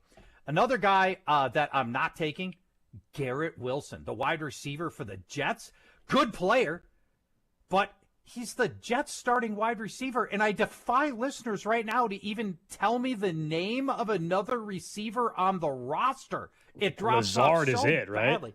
That's it. Alan Lazard, Josh Reynolds. That's it. So some defenses are going to roll in these games with the Jets, and they're just going to say schematically, we're taking Garrett Wilson away and go beat us with Alan Lazard and Josh Reynolds. We defy you. And then there's this. Justin Fields just isn't a volume passer. Last year, he started those 6 games as a Steeler, those first 6 games before they benched his ass. Then, in those 6 games, George Pickens, his go-to receiver, wide receiver 46 in fantasy points scored through those 6 games. Wide receiver 46. I'm afraid that's where Garrett Wilson's going to find himself as good as he is. Another minute or so with Paul Charchian. He will be joining us every Thursday. I know today's Wednesday, but every Thursday at 12:30 during the football season. Right here in Kansas City, we all know Travis Kelce, not just because an engagement is happening, but also because of his maybe training camp that featured a slim down Kelce. Everybody's excited, perhaps, what this could be his final year. Are we good enough to draft him where? What about a James Conner, some of the older guys? Yeah, I'm nervous about Kelce. So, I mean, I think everybody can acknowledge the drop-off that we saw last year. I thought it was visible, it was tangible. The data was all there to suggest that he had slowed down. His separation yards went down a lot. There were a lot of real ways to quantify the drop-off. Now he's a year older. In guillotine leagues, by the way, Travis Kelce was the most chopped tight end in the format all year. And the other thing, and you can tell me if I'm reading too much of this, check out this September schedule for Travis Kelce. Chargers week 1. The Chargers allowed 2 touchdowns to the position last year, number 1 in the league. Then it's the Eagles. I don't have to explain the challenges of facing the Eagles to your listenership. Then it's at New York, and the only thing New York was good at as an organization last year was stopping the tight end. They allowed the 6th fewest fantasy points. And then then your team has got Baltimore, and from week 9 forward, they only allowed per game averages of 39 yards to the entire position. So I think I'm out on Travis Kelce. I feel bad about it because he's been awesome for so long, and he's been super reliable. And like 2 years ago, we were talking about him in the first round, but I don't know if I want to gamble my team on one more good season from Kelce. What do you guys think? You're obviously you're closer to this than I am. He was still the 5th best fantasy tight end, and I do think he'll be better than last year. So, do I think he'll be the number 1 fantasy tight end? No. Do I think he'll be the 4th best fantasy tight end? Yeah. So, like in a time where you start a lot of bad fantasy tight ends, and they almost all are after the first 4 or 5. If I thought I could get him versus the other guys, I'd take a chance charge. But I'm not spending my first round or second or third round pick on him. Yeah, he's tight end 7 for me, so obviously I'm still willing to take him. But I think great career, Hall of Fame career, just 35 years old. Last question, then, Charch, and then once you get out of here, how did you celebrate the engagement of Taylor Swift and Travis Kelce yesterday? I think like a lot of people, we took it well. First thing I did, by the way, is I called my good friend Bernie, because you remember that Bernie's long play when they started dating was that the whole thing was a hoax. Yep. So, and we talked about that. Oh, yeah. And he's still now contending this is just the final stage. Oh, get out of here, Bernie. Yep. Come on. Bernie. Yep. Final stage of the long con right here. And then he said, okay, show me the prenup. And I'm like, oh, that thing's got to look like a phone book. The prenup between Travis Kelce and Taylor Swift. Yeah. It's complicated. Very, very complicated. Absolutely. So exciting times for you guys. Now, which one of you is best man for this? Oh, yeah. Cody's just trying to become the wedding singer, Yeah. So just let me in there. Cody's going for. Just get me in there for a couple of dances. I don't even have to stay for the whole time. I'll talk to no one. If the invite included, Charge, I wasn't allowed to speak to a single other guest, I'd still go. Can I give you two a life tip and your listeners? Sure. Can't wait to hear this. When you're asked to be an usher, say no. Think about what's being asked of you. First of all, you're not good enough. You're not a good enough friend to be in the immediate part of the wedding party. You're not a groomsman level, right? So you're not at that level. You are clearly a tier 2 friend. And now you have to go rent a tux, last worn by some sweaty teen at his prom or whatever, right? So you've got expense there, and they want you to work the event. You can't just go and have a good time at the wedding. You have to work the wedding. I think it's an insult to be asked to be an usher, and you should say no. And I've done it. I think at most weddings, what you just said is probably true. I'll say, though, for the Kelce Swift wedding, they can have me parking cars. They can have me doing whatever. I don't care. I'll bartend the damn thing. Yeah, I don't care. I'll work. I'll clean up the plates you make after. Good money parking cars. You could. Oh, at that wedding, too? Oh, my goodness. Yeah. Depending on where it's at, they may not even be driving their own vehicles. Who knows? Where do you think, real quick, we were guessing yesterday, where do you think the wedding is taking place? There's people in the office that think overseas. I don't believe so. I actually think it's going to be in, like, Martha's Vineyard or the Hamptons or something. Or Rhode Island. Do we have a date for the wedding? 'Cause that No, plays there's into this a over-unders. lot. Offshore books have some Taylor Swift and Travis Kelce wedding props, and their over-under is July 4th. Yeah, they're not going to wedge it into the Week 10 bye, right? No. I mean, that would seem tough to do. But if they were going to do it their Week 10 bye, I think that takes like the other side of the globe kind of off the table to some degree. Let's assume it's going to be next summer where there are or spring where there's no complications with the NFL schedule, and at that point he's probably retired.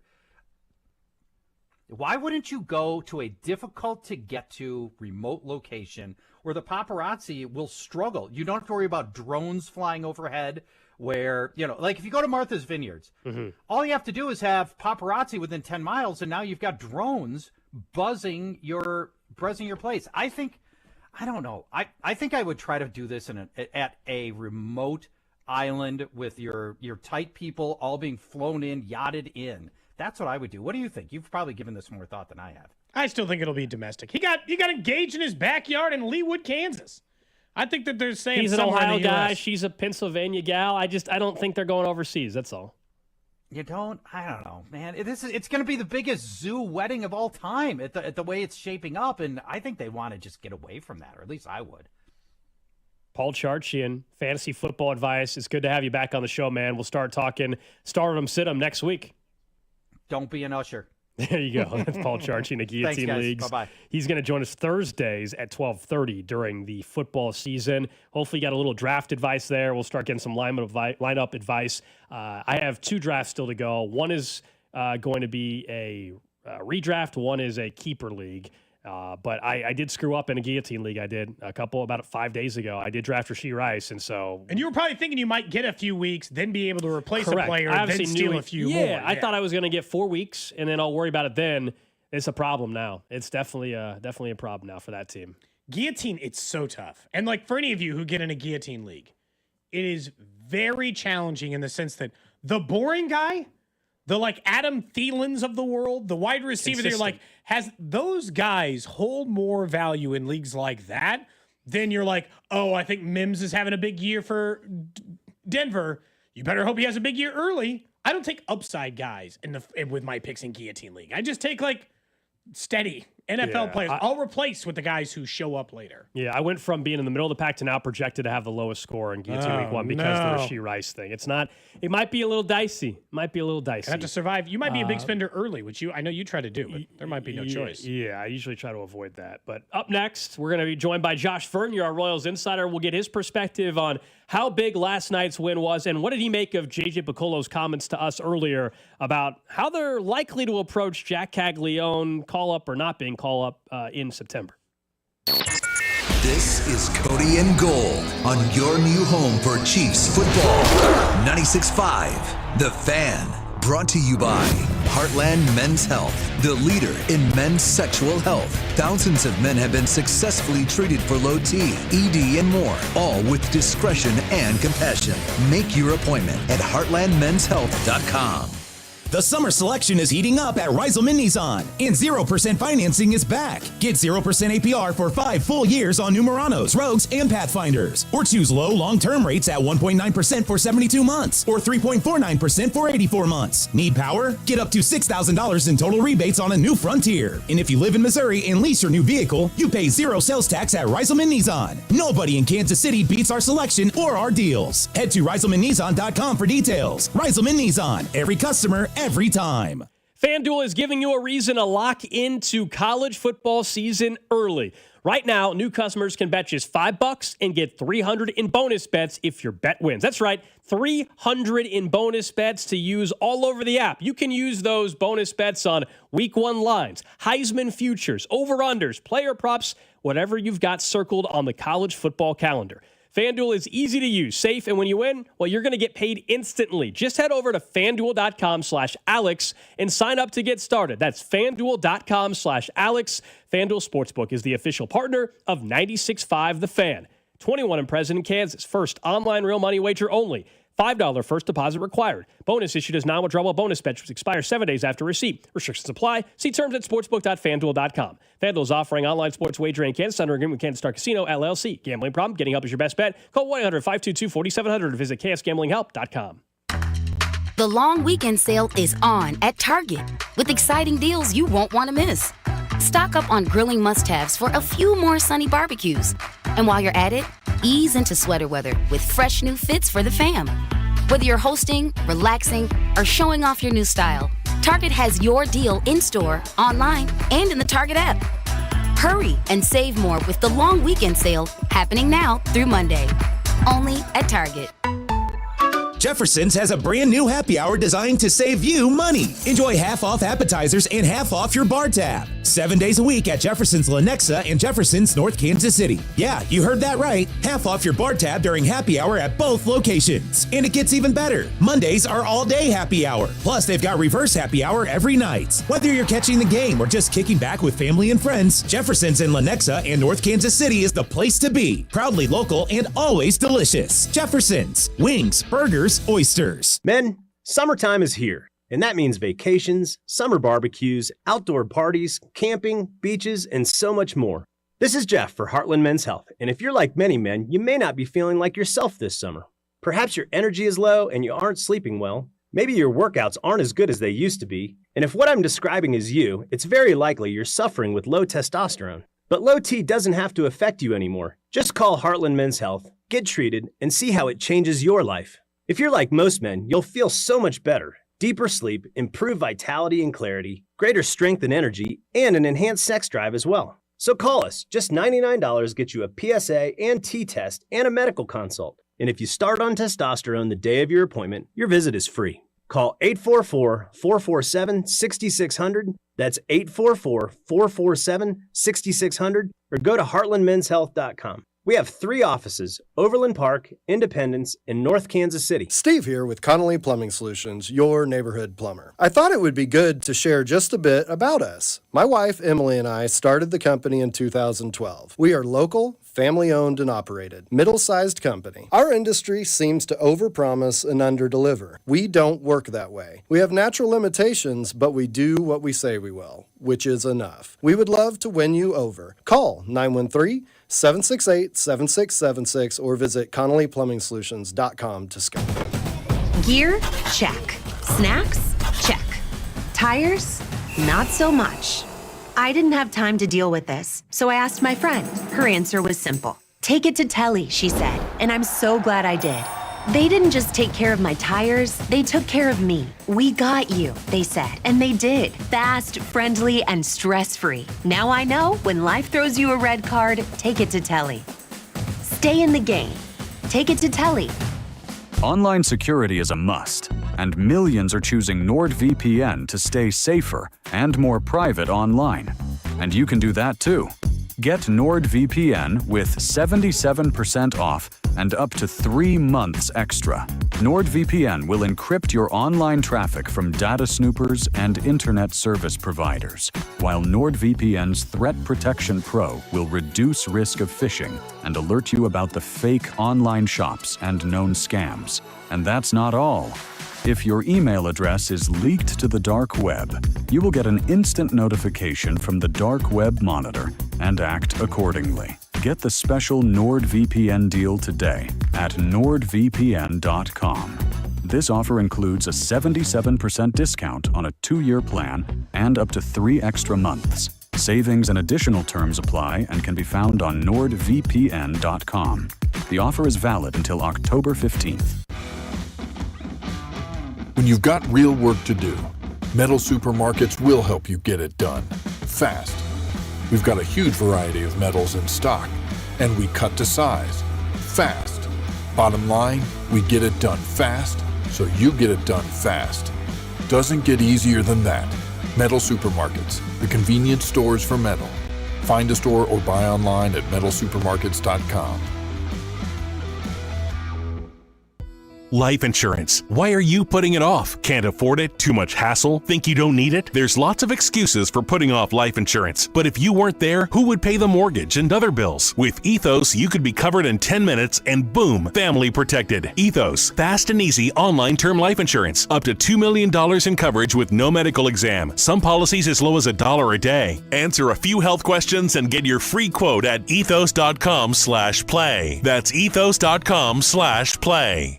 Subscribe to our YouTube channel so that you can watch every show, plus video clips and shorts, all right from your phone, desktop, or tablet. The Fan's YouTube channel at 965 The Fan, KFNC FM and AM, HD1 and HD2, Kansas City, an Odyssey sports station. Don't forget, on Wednesdays, our lunch partner here is Jefferson's. They got that happy hour that's going to save you some money. It's 7 days a week. You can enjoy half off appetizers, half off your bar tab at Jefferson's, Lenexa, and Jefferson's, North Kansas City. Not to mention Monday, all-day happy hours, and they have the same great deals during reverse happy hour. 7 days a week at Jefferson's, North Kansas City, and Lenexa. Let's get back to the Royals a little bit with Josh Vernier, our Royals insider. Of course, Vern, we had JJ Piccolo on the show earlier. I wanted to start there because we basically kept asking about Cags, and it sure sounds like, barring an injury or something, essentially was kind of telling us that don't expect Cags to get called up in September. Really? That's I listened. Well, then who is it? Well, that's what we're trying to figure out. Is like you got what Rave's a lefty. What are we talking about? No, I'm sorry. The names down there are right. Rave, Melendez, Cags, Waters. Right. Waters stinks from the right side. I agree. But the way he didn't say it's a 0% chance, but it seemed very obvious that he was hinting at, it's no they got guarantee. too many lefties in the lineup already. Well, then that makes the decision to put him on the roster look even worse, right? If you don't make it to the playoffs and you went for it by putting Cags on the 40-man roster and he's not a part of the home stretch, yeah. Honestly, listening to JJ on with you guys, I thought it was a great conversation. His thoughts about Ryan Bergert, I came away with it more convinced that Cags is going to be here next Tuesday, just because the option, who else is there? Mm-hmm.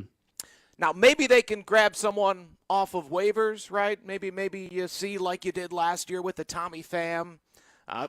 It could be Tommy Pham, to be quite honest with you. It might actually just be Tommy Pham. I'm dead serious. I wouldn't be surprised if he gets his wish granted and be placed on waivers. But unless something like that happens, unless you can bring in that type of a right-handed bat, I don't know how the smart men and women that are running this organization could add any other bat, even if Cags isn't playing every single day. You guys are right. Cody, you're 100. The guy's hitting 400 basically on this rehab assignment, and it's not as if his plate discipline is all that different than what it was the last go round. He's still swinging at those, breaking balls down, and at times when he expands, he doesn't pay for it because he's so big and strong and talented. And I'm not saying that he's going to take off at the big league level like we hoped and hope that he will, but just that presence on the bench.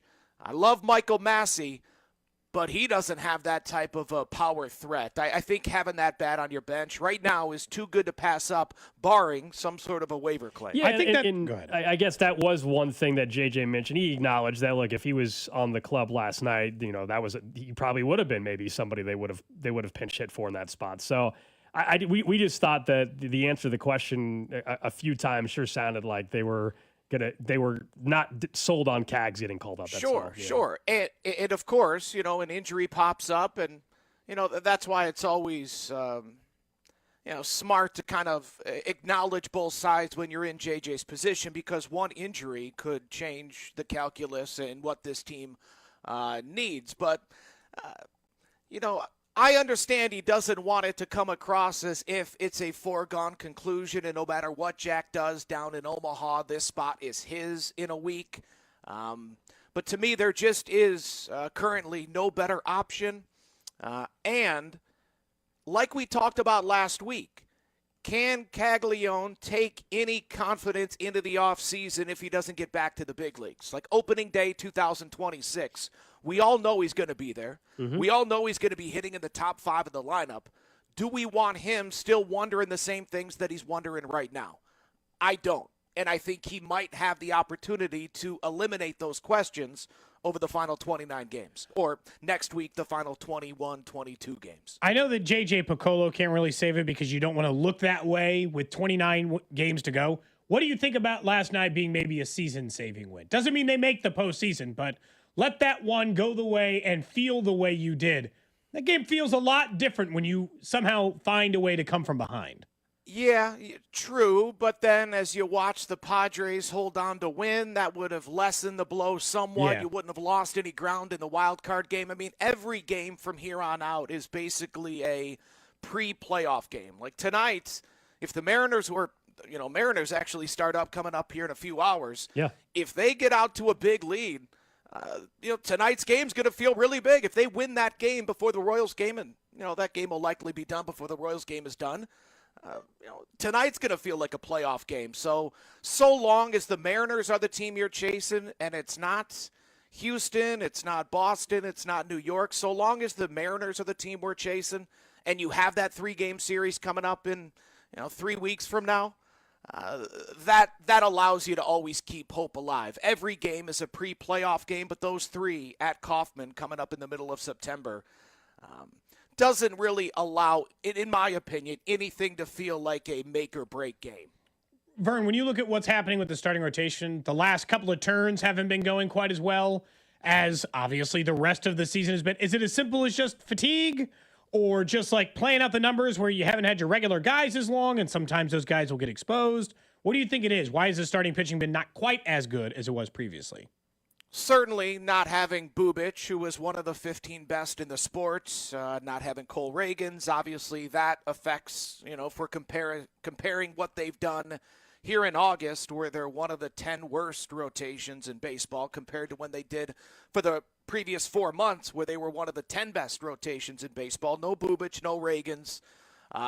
Seth Lugo's just been bad, right? If Q tells Dusty and Fesco earlier today that he's never been healthier, okay, well then he's just bad right now. Noah Cameron, you give some credit to the White Sox. They had a few quality approaches last night, but he wasn't good either. I thought some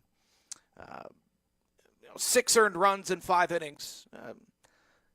You can't tip your cap that much to acknowledge that 6 earned runs is anything other than, the worst start of his young career. But I thought you guys nailed it on the head yesterday talking about Cameron. He has already checked just about every single box that a rookie starting pitcher can check. Ryan Bergerts is well on his way to doing the exact same thing. Michael Lorenzen, I think he was better than his final line would indicate last night. So I think it's, poor performance coupled with injuries, coupled with, the injuries happening to your opening day starter and then your eventual number 1 starter this season. You lose those 2. It's tough for most teams to respond. The fact that the Royals have only fallen this much, to where it's not embarrassing what you're rolling out there. To lose Bubic, to lose Reagans, and to still feel like you have a chance to win every single night with the guy on the hill reflects pretty well on the organization. One thing that JJ mentioned, we were talking about the bullpen earlier today and how much they're looking forward to an off day on Thursday and an off day on Monday. How big do you think that is for truly the home stretch in that they need this bullpen, obviously, 100% in the final 20 games or so? No question. And they need Cole Reagans. We talked about it a few weeks ago when you guys asked of all the teams that are ahead of the Royals in the wild card race, are they better than any of them? And I said no. And that was including the Rangers and the Guardians at that time, 2 teams that the Royals have passed up. So listen, I'm not going to sit here and act as if I've always believed in this team or that I think that the postseason is going to happen. But if it is, obviously the offense needs to remain what it is, and that's one of the 5-10 best since the All-Star break. That must continue unless, Cody, going back to your rotation conversation, unless you think the rotation's going to return to being one of the best in the sports, and I just don't. No Bubic, and even if you get Cole Reagans back, it's not as if it's the 6-7 innings of Cole Reagans. you need Reagan's back to give you whatever it is, 3-4 innings to allow Michael Lorenzen to not be a guy you need 6 frames out of. So yeah, I mean the bullpen needs to be good. You know, this team right now doesn't have a facet where they can bully you. Now, last year you thought it was the rotation. That didn't happen in October, but the rotation was good enough to get you to October. 2014, 2015, we all know about the defense and the bullpen. What is it about this team that is their calling card? How do they bully the other team? Is it the offense? Is it the bullpen? What is it? Is it Bobby, Vinny, and Salvi? Is it Mike Kell, your superstars in the middle? The fact that we don't have an answer to that tells me that everything needs to be good across the board. Vern, I guess like to your point on some of that, it's like going back to what you were saying about like it's weird because I feel like fans sometimes don't want to feel this way. I am both disappointed in where this team is, as in they should have been a playoff team in a playoff spot as we speak right now, but also weirdly encouraged by where the organization is headed, because for as many things have gone wrong, there are plenty of years I've watched the Royals where that team gets buried, or other organizations where it falls apart. What always stood out to me about the organizations who I liked watching, where you're like, man, I wish the Royals were more like the Guardians. They'd lose Shane Bieber and still compete for a spot. Like, at least the Royals, to their argument, at least organizationally, they fight. They have been a fighter the entire year. Last night's game included in that. But they do scratch and fight and claw. Top to bottom, that's well said. You know, from John Sherman to J.J. Piccolo, there have been plenty of opportunities over the past 2 seasons to reach for the white flag, and I think it would have been not accepted by the fan base, but understood by a large faction of the fan base, and they refused to do it. Now, this season, some of that has to do with the fact that Seth Lugo was willing to leave some money on the table. The fact that John Sherman, of course, made a quality offer allowed them to avoid picking up that white flag. But yeah, you're right. To sit here, 3 games above 500, 29 games to go, already looking towards next season, saying the division title is the expectation because you have a rotation of Reagans and Burgert and Cameron and Waka and Lugo. And boy, with a foundation like that, you think the division title should be the expectation not only next year, but in 2027. And honestly, every year you have Bobby Witt Jr. under team control. So, yeah, it's a nice place to be in. I'm with you. The division title was the expectation coming in. So, yeah, the offense's struggles in the first half of the season might be how 2025 is remembered. But it is cool that we're about to flip the calendar to September. The Royals are still in it, although I never understand the rush some have to say, all right, that's it. They're done. It's now Chiefs season. Okay, now we might not talk Royals. It's Kansas City. We can handle both. We can handle having a good football team and a good baseball team. We don't have to act as if we can't do 2 things at once. I'd rather talk Royals baseball than practice squad players, be honest. And I think CDOT made a really good point a few weeks ago where he says, you know, first week of the Chiefs season, y'all tell everyone it doesn't really matter. You have Patrick Mahomes, you know you're going to be there in the end. So we got to care about something. Why not a baseball team that's still in the fight with less than 5 weeks to play? I'm with you. Josh Vernier, our Royals insider, of course, tonight, 5:30 on Deck Show as the Royals go for a series win against the White Sox. Appreciate it, Vern. Thank you very much. Get off the phone line. There you go. Josh Vernier's off the phone line. He is off the line, folks. Yeah, look, I liked when he yelled at that guy. I know that if they end up missing the playoffs by 2 games, my general feeling of the season would be like, you fell short of expectation. Yeah. The team itself did not perform well enough. They should have been better. It's a disappointing year. I am encouraged by the direction of the organization. They are doing enough things well. Like, they've covered starting pitching. Massive problems the confidence is not only do you still have Bobby Witt Jr. and Vinny Pasquantino and Michael Garcia next year, the confidence is what you were kind of alluding to with the moves. We can be critical, as we have been, about, hey, they misevaluated the outfield opening day. Clearly. Yeah. I mean, there's no disputing that. However, at the deadline, for yet another trade deadline, they have made some really shrewd moves that have panned out. I would already say Burgert is already showing like it's going to be a pretty good. Will they ever recover from losing Cam Devaney? That's true. That is true. How could they move on? We looked it up today since Adam Frazier keeps playing great. Cam Devaney still is in AAA, I think, for the Indianapolis whatevers. for the Not clowns, Pirates. I learned. Indians, correct. Yes, Indians. Indianapolis Indians. Oh, that's right. I keep forgetting that they're the only team sticking with that. Point being just that was a weird day when he got traded and everybody he's 28 years old and he's never been in the big leagues, and you would have thought they get. And then that was with us not even expecting much out of Adam Frazier. Now it's like it really doesn't matter what Cam Devaney ever does, because Adam Frazier is actually suddenly a big reason why they've been as good as they have the last 3 weeks. He's helped them stay in the playoff. They're one of their best hitters. He's one of their honestly. Like Michael, Vinny, and Bobby, but he's giving them Adam the best Frazier. at bats on the team almost. Like consistently giving them good at bats. It's nuts. Coming up in about 15 minutes, we will give you a chance to obviously hear from JJ Piccolo again. And just real quick before we get to the random question, a couple of moves for the Chiefs practice squad if you care. Clyde Edwards-Helaire on the practice squad.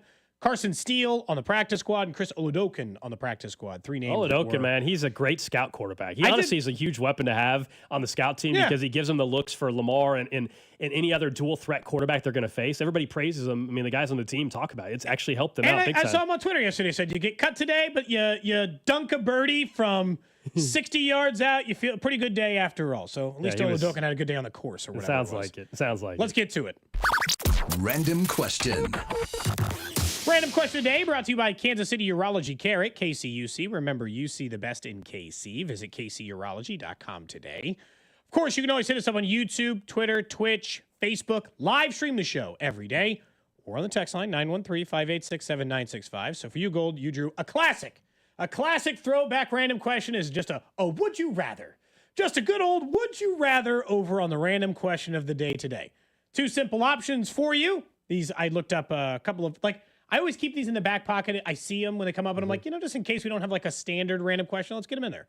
Would you rather go to a funeral and have to hold up a stranger's funeral and hold up a sign that says "Congrats on Heaven," or or go to a children's spelling bee and heckle? Where did you get this question from? It was the internet's a dark place, man. Hang on a second. For all the questions that have been asked, Bink saying Alex's question sucked. This one's giving it a run for its money. What's wrong? I don't know what your questions were, Alex. These are 2 terrible. That's the point. I'm forcing you into a difficult I'd rather decision. do neither of them. Honestly, I'd rather be there. That's not a choice. I know what I would pick between the 2. Oh, what would you choose between the 2? If I had, you'd rather hold the sign. I know it. No. Really? You'd rather heckle the kids? Yeah. Yeah. I'm not going to someone's funeral. Classic I don't know. Michael Jordan energy, you know? I'm not F going. them kids. I'm not going to someone's funeral that I don't know and holding a sign, "Congrats on going to heaven," while their family is all there mourning. Absolutely not. Versus, that's a kid's big moment, but it's a spelling bee. It's an elementary school. It's not good, but also it's not. It's people. You might take a punch to the face from a dad or a mom. There's a chance you're getting the you're funeral. Getting, The more funeral, than just one. though, Yes. There's actually either one. That's a good point. Yeah, I think heckling the kids that you don't know at a spelling bee is not as bad and make you feel as crappy as going to someone's funeral where someone's getting buried But you didn't and put has congrats died. on hell. You said heaven. They're going to a nice place. You don't put congrats anywhere near a funeral. Is that the issue? Yeah, there's no congratulations about someone's family member dying. Some people have a nice dark sense of humor. My family happens to joke about those things consistently. But it's not your family, Cody. I know. But maybe their family's like mine. And they also have a dark sense of humor. Man, I don't think I could heckle kids. I will say, nothing like if a small kid mistreats my own kid makes me want to be like, all right, other kid, what's your problem? Nothing makes you more angrier at other small children than the way they treat yours. So you can build up a little bit of resentment on that. I think I would choose the funeral. I think I would just hold up the congrats on heaven stuff. I think in a lot of ways, I'm not congratulating them, the mourners. I'm congratulating the person who died. I don't think so, man. Drew, where are you at on this? Well, this is the problem, though, is that if you're heckling the kids doing the spelling bee, what if the kid is it the spelling bee? Because if it's the spelling bee, it's not elementary school. He's not at the Scripps National Spelling Bee. They're gonna kick you out. That was my question. Because I was going to say, one, they'll kick you out. 2, also, it's hard to heckle when they're all getting these answers correctly, and you can't spell the same thing. Someone says heckling stranger kids is way easier. Someone says from the 816, give me the funeral. I don't want to crush kids that are probably stressed. From the 816, F them kids. I'm not getting haunted for the rest of my life. Someone says, Cody, that's your funeral. We all laugh at that. Look, I'm staying out of this random question. I'm not answering. You will not participate? I'm not answering. You won't even On answer. what grounds? You won't answer the question. You got to answer the question. No. That's the point. You have to. Hey, Robin, we got to swap out producers for the rest of the show. You have to answer the question. Come on. I know it's a difficult decision. That's why I actually probably like want to answer the question. It's probably the kids. It's probably the spelling bee. I think it's probably yes. easier to say heckle kids if you don't have like kids. Cody's not asking a question about you and your wife's sex life, and you're refusing to answer. He's asking you a random question. Someone says from the 913, doesn't really matter either way, boys. You're going to get your ass kicked out of both. At a funeral, I got a better chance of like an elderly group, so the person who gets mad at me might not be able to kick my ass. Maybe at an elementary school, at a spelling bee, I'm likely to get a group of parents a similar age to me. Very few of those fights I feel like I'd win. Someone said Hold on a second. You would go to a funeral, and if there was a fight, you would try to. Well, I'm not going to just let them kick my ass. You're gonna cause a brawl at a funeral. That's insanely worse. I said in the hypothetical, both groups want to beat you up. Correct. At a funeral, the odds of the crowd being a little older, therefore me being able to defend myself, are greater. So you would at an elementary school, it's a lot of people similar age or younger to me. Better chance of not being able to defend myself. This is why you're picking the funerals, because you're more likely to kick a 75-year-old's butt than you are a 35-year-old. It is part parent. of my. It is part of my consideration. Yes, I'm trying. Look, I have. If I had to do it. Oh my right. goodness. This is like the weirdest hostage situation of all time. You know, they're like, do this or it's over for you. You're like, I guess I'll go hold up a sign at the funeral. You know, what am I supposed to do? Hope no one gets too mad. This is part of your TikTok algorithm? You're seeing crap like this? I see. Okay. I mean, for the most this part, is something. Hang on. You didn't generate this on your own. This is something you saw. I did not generate this on my own. This came up naturally. This one might not have been. I don't remember if this one was. You were just thinking of this one on your own. That's no, I messed said I up. wasn't thinking There's of more this on my people own. thinking of this. All right.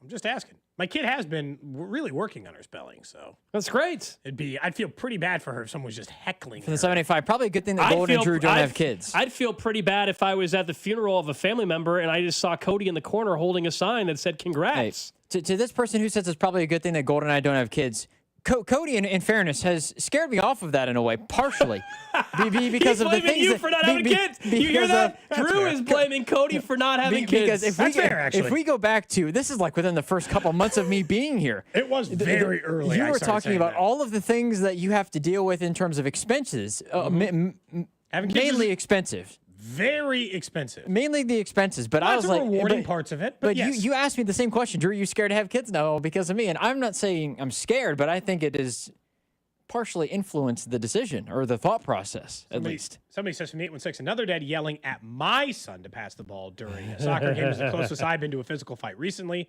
His daughter was offsides. So, like, some of this stuff is, like, I mean, I get it. The kids part, it's like you might anger more than one. I know, but the funeral, man, people are grieving. People are mourning the loss of a family member.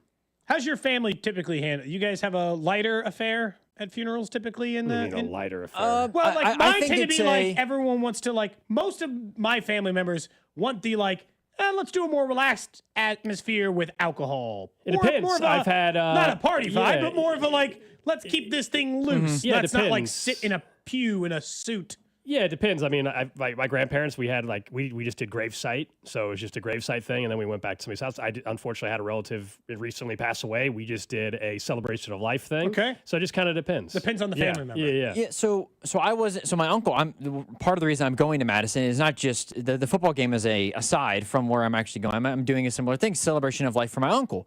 The funeral though, it was a graveside service, but also within it was what's some things that you remember about this person? And it was more of a laid-back sort of, I guess, setting than a traditional deal. I guess that's kind of how we've handled it more. Is it's a celebration of life also while grieving at the same time, sort of thing. Typically, there's no alcohol though involved with our family at the same time though. There's always alcohol at a Taft family funeral. We don't. Jeez. Just tell them the truth. So where we get down. Yeah. Can we kill people? No, Cody. No. What was that? No. When was that? No, I don't think I made that cut, certainly. My goodness. That one's older, I think. That's from 2023. You did make that cut. Wait, you weren't here. What time in 2023? If it was pre-August, pre-July, then no. April. Okay. Oh, it wasn't you. That was not me. I knew there was some cut that was going to be good. And then there's the one about me just putting my body in a trash can. That existed for a while. Yeah, I mean... I like making people feel uncomfortable. That's why you're good with the funeral one. That's why this question came up. And that's yes. exactly why the question came up. Yeah. Perfect. This isn't, but there is sports talk on the Fan, and it's presented by Paramount Plus. You can't count on much these days, but you can always count on Sundays with the NFL on CBS and Paramount Plus. Watch your local NFL game live every Sunday on CBS and Paramount Plus. Get it there. Get it started today. Go to ParamountPlus.com/NFL to get started. The text line. Cody Tapp defeats 80-year-old Diane via knockout. Oh, my gosh. There's commentary over it. That'd be insane. Man, I think that wouldn't get me fired. If there was a news headline, local radio host gets in fight at stranger's funeral. That's it for me, boys. Yeah. That'd be it. You better win that Powerball tonight. yeah, better win that Powerball tonight. If I win the Powerball tonight, I'll do one of the two things. Deal. There you go. That's our show bet. Oh my gosh. That would Drew be insane. wouldn't even answer the question. All right, we're late for a break. Up next, we'll get to what's trending. Some more thoughts on Rashee Rice missing the first 6 weeks of the season. Cody and Gold, brought to you by Heartland Men's Health, the leader in men's sexual health. Thousands of men have been successfully treated for low T, ED, and more, all with discretion and compassion. Make your appointment at heartlandmenshealth.com. Follow the station on Instagram for ticket giveaways and behind-the-scenes content from the show at The Fan 965. Still paying interest? Reiselman Nissan just dropped 0% APR for 60 months on new Muranos, Rogues, and Pathfinders. Or stretch it out, 1.9% for 72 months, or even 84 months at just 3.49% APR. Need torque? Take home a new Frontier and grab up to $6,000 in total rebates. And if you live in Missouri and lease your new vehicle, you pay 0 sales tax. That's real money saved. These deals are real, but they won't last. Tap over to ReiselmanNissan.com. Reiselman Nissan, every customer, every time. If your end of summer plans don't include a trip to Macy's, then you're missing out because our Labor Day sale has huge savings to wrap up the season in style. Like dresses from Karl Lagerfeld and INC, 100 and under. Plus, just what you need for fall, like Levi's for your whole crew, 30 to 40% off. It's also the best time to update your home with our lowest prices of the season on furniture, mattresses, and more. Hurry in. Macy's Labor Day sale is going on now. Savings off already reduced prices. Exclusions apply. The smell of football and tailgating is in the air, but Labor Day gives us one final weekend of summer before fall, and Hy-Vee is here to help with all of your Labor Day plans. They have grilling favorites like prime reserve beef, chicken grillers, and their specialty brats. And with the Chiefs opener on September 5th, I'm headed to Hy-Vee to get some new gear and pick up my favorite party treats like those amazing Chiefs-themed sugar cookies. We got it all at Hy-Vee. Fall's on the horizon, football's on the horizon, so kick off your best fall ever with my friends only at Hy-Vee. If you're crazy for craft beer, a connoisseur of Cabernet, or master of the margarita, Hy-Vee Wine and Spirits has a huge selection in stock and competitively priced. From value bottles of wine starting at $3.99 to top shelf liquors, get 10% off when you mix and match 6 or more bottles. Hy-Vee's knowledgeable and friendly staff is here to help, or place your order through aisles online for added convenience. Low price, selection, service, and convenience. There's more to love at Hy-Vee Wine and Spirits. Thank you, KC, for voting Century Roofing the best roofing company in the Metro in the Stars 2025 KC Favorites competition. After 35 years, we're giving back to you by extending our free material upgrade sale through the end of the year. Get a free upgrade to impact-resistant shingles with any roof replacement for better protection and possible insurance savings. Trust the best, Century Roofing. Visit CenturyRoofingKC.com for your free estimate today. Century Roofing. Trust the pillars of strength. Century Roofing, we've got you covered, KC. FanDuel is giving you a reason to lock into the college football season early. Right now, new customers can bet just $5 and get $300 in bonus bets if your bet wins. That's right, $300 in bonus bets to use all over the app. You can use those bonus bets on Week 1 lines, Heisman futures, over-unders, player props, whatever you've got circled on the college football calendar. FanDuel is easy to use, safe, and when you win, you'll get paid instantly. Just head to FanDuel.com/Alex and sign up to get started. That's FanDuel.com/Alex. FanDuel Sportsbook is the official partner of 96.5 The Fan. 21 and present in Kansas. First, online real money wager only. $5 first deposit required. Bonus issued as non-withdrawable bonus bets which expire 7 days after receipt. Restrictions apply. See terms at sportsbook.fanduel.com. FanDuel is offering online sports wagering in Kansas under an agreement with Kansas Star Casino, LLC. Gambling problem? Getting help is your best bet. Call 1-800-522-4700 or visit ksgamblinghelp.com. This is the story of the one. As a safety manager at a manufacturing plant, he does everything he can to keep his coworkers safe. From finding ways to reduce risks to keeping safety supplies in stock. And for that, he relies on Grainger. Grainger offers a broad range of quality products and next-day delivery, so he can always play it safe. Call 1-800-GRAINGER, click Grainger.com, or just stop by. Grainger, for the ones who get it done. Paul's new drone startup just lost its most genius computer scientist. We just lost our best genius to some new genius who's got a genius new idea. I'm going to have to find a new genius, or two half-geniuses, and fast. He needs a computer scientist that can keep his startup from falling down. I need Indeed. Indeed you do. When you sponsor a job on Indeed, it's easier for talented candidates to find it, which makes it easier for you to hire them. Visit Indeed.com/credit and get $75 towards your first sponsored job. Terms and conditions apply. This is the story of the one. As a safety manager at a manufacturing plant, he does everything he can to keep his coworkers safe. From finding ways to reduce risks to keeping safety supplies in stock. And for that, he relies on Grainger. Grainger offers a broad range of quality products and next-day delivery, so he can always play it safe. Call 1-800-GRAINGER, click Grainger.com, or just stop by. Grainger, for the ones who get it done. Back to school is on the brain. That means new notebooks, pencils, new everything. And while the kids are getting ready to get book smart, it's time for you to save smart with Straight Talk Wireless. Switch now and get a free Moto G 2025 with 5G when you activate select plans. Now that's a smart call. Get Straight Talk covered by Verizon's 5G network. Available at straighttalk.com and Walmart. Offer valid through 10/19/25. Taxes and fees apply. Purchase of Gold Unlimited plan or higher required for offer. Must activate the plan in-store at Walmart. Cannot be combined with other offers. When you've got real work to do, Metal Supermarkets will help you get it done fast. With a huge variety of metals in stock, we can help no matter what job comes your way. And all it takes is a few clicks.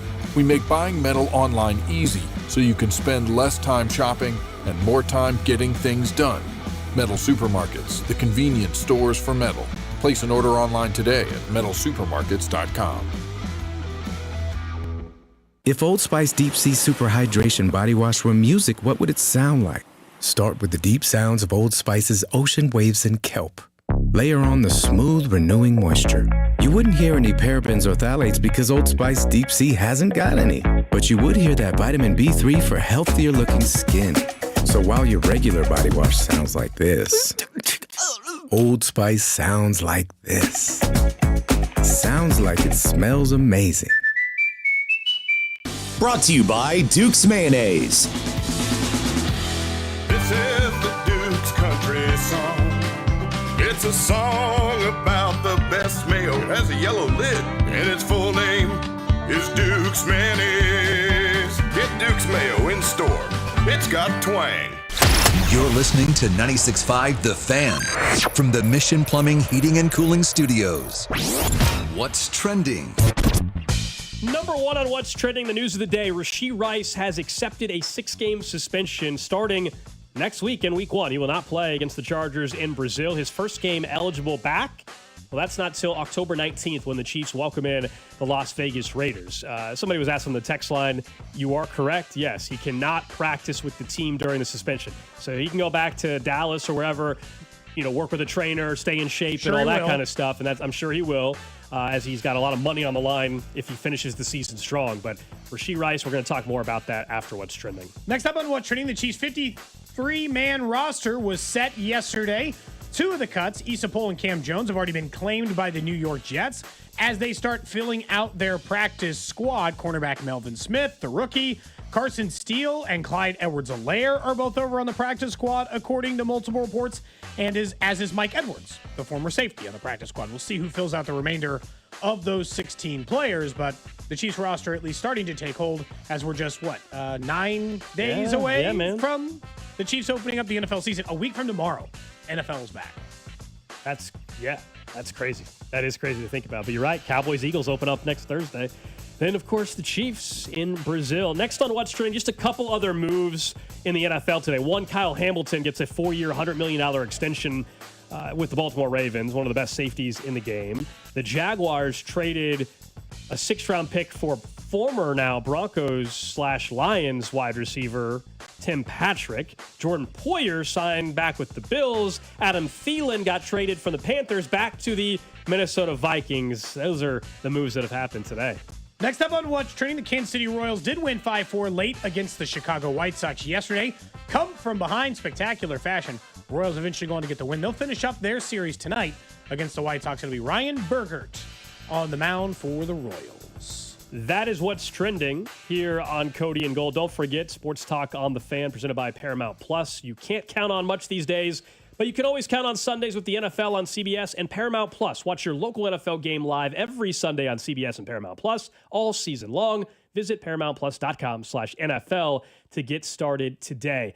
Towards the tail end of this segment, we'll talk more about Rashee Rice, but we earlier today did have J.J. Picollo, the general manager of the Kansas City Royals, join us to talk about what the next week or so could look like with some roster moves, but also how big of a win was last night. I asked him, hey, I don't know, maybe you won't admit it, as a general manager, but was last night a season-saving win? Yeah, I'm not sure I'd go there, but it's a big win. We still have a lot of games left, but yeah, no doubt our backs are against the wall, and it's a game we expect to win. And we had a tough game the night before, so to get a bounce back win, but in that fashion, should pick us up and hopefully ignite us, moving into the rest of the week.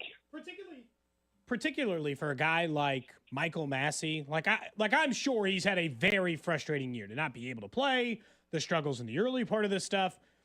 Does it, as a guy in charge, right? Do you feel especially good for a player like that to have a big moment in a game that was very important for you? Yeah, we do, of course. I mean, Michael's had a tough year from performance early in the year to battling the injuries. And, Mike was batting leadoff for us in the playoffs last year. And he's certainly a guy that we have high expectations of and start off tough. But then the injuries get going. So he's never really been able to get some traction this year.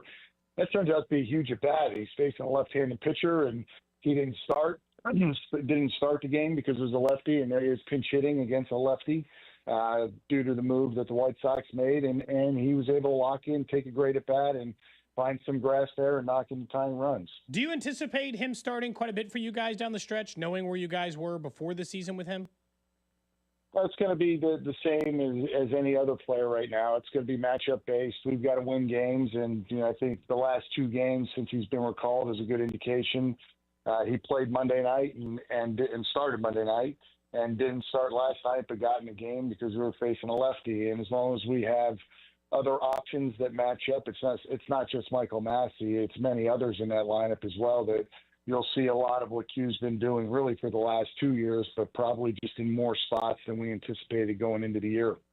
When you look at the bullpen, I guess that's a question because we've talked about Q before, and sometimes I think it's easy for fans to knock that stuff. What do you guys think of your bullpen talent? Because I view this as kind of a measuring stick of what you think about Q, JJ, as in if you think they got the best bullpen talent in the league, he's getting a little bit less than he should. If you think you got a top 10 bullpen talent, he's getting that level of performance. And obviously he's overperforming if you think it's less than that. How good of a bullpen talent-wise do you think you guys have compared to the rest of the league? I think that the talent is there. Certainly with some of the injuries we've had, it's made it a little bit. Talent-wise, do you think you guys have compared to the rest of the league? I think that the talent is there. Certainly with some of the injuries we've had, it's not only is it what you have currently, but it's how deep your starting pitchers are getting you into games. And as good as our starting pitchers have been over the last, going on 2 years now, the last 3 weeks, it's been a tough run. Very few off days. We're getting 5 to 6 innings instead of 6 to 7.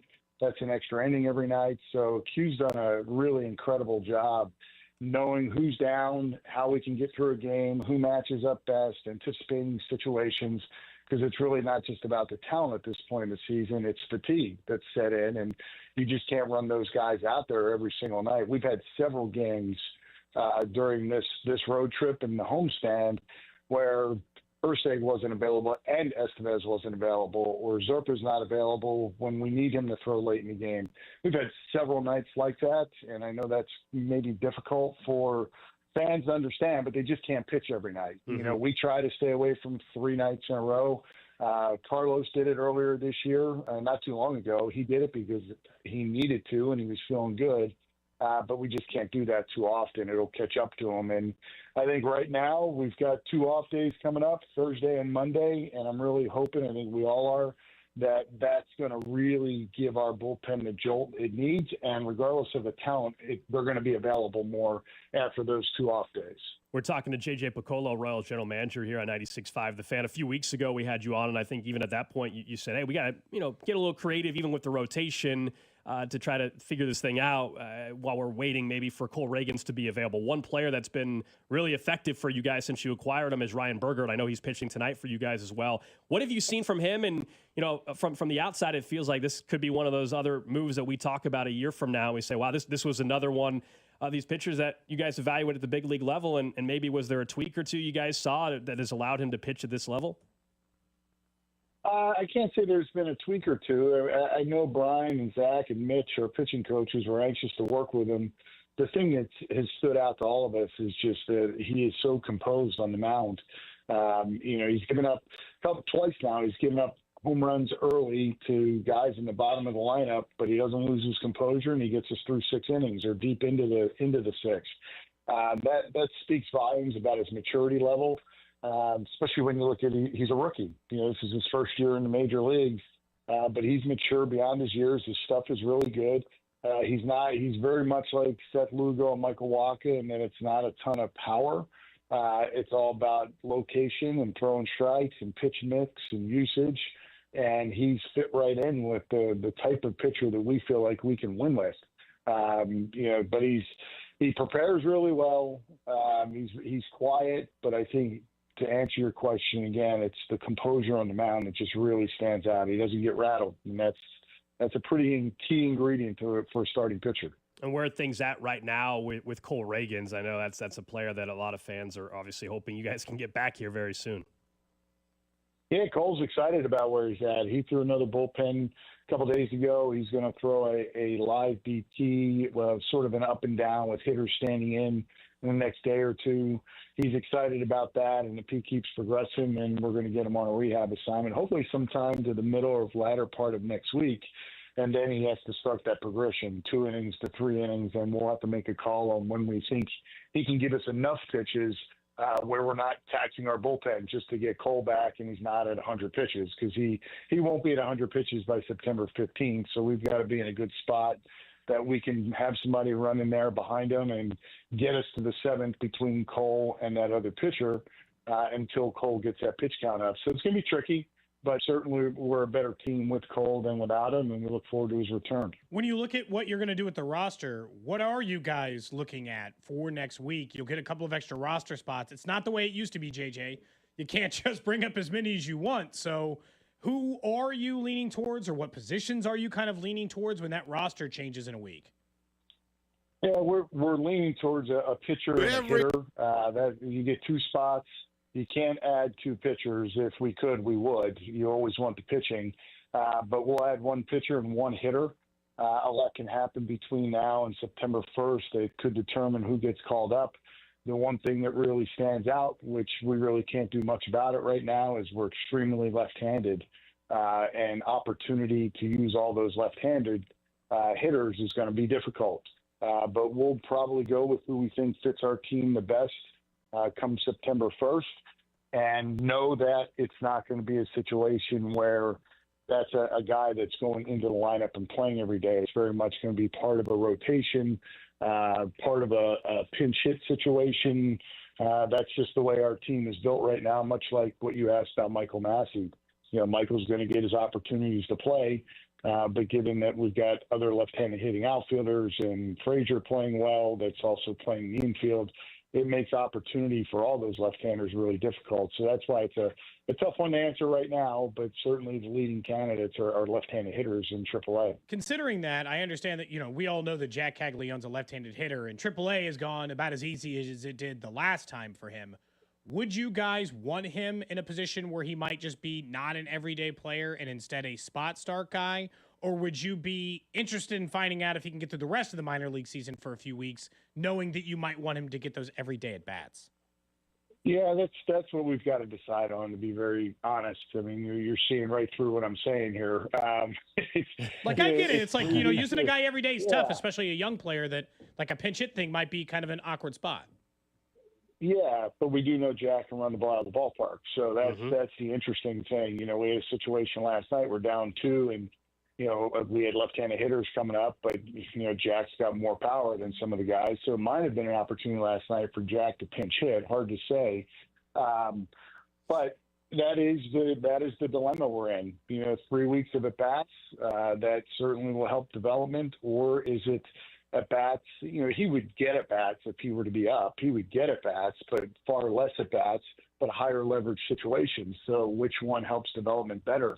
That's a difficult question to answer.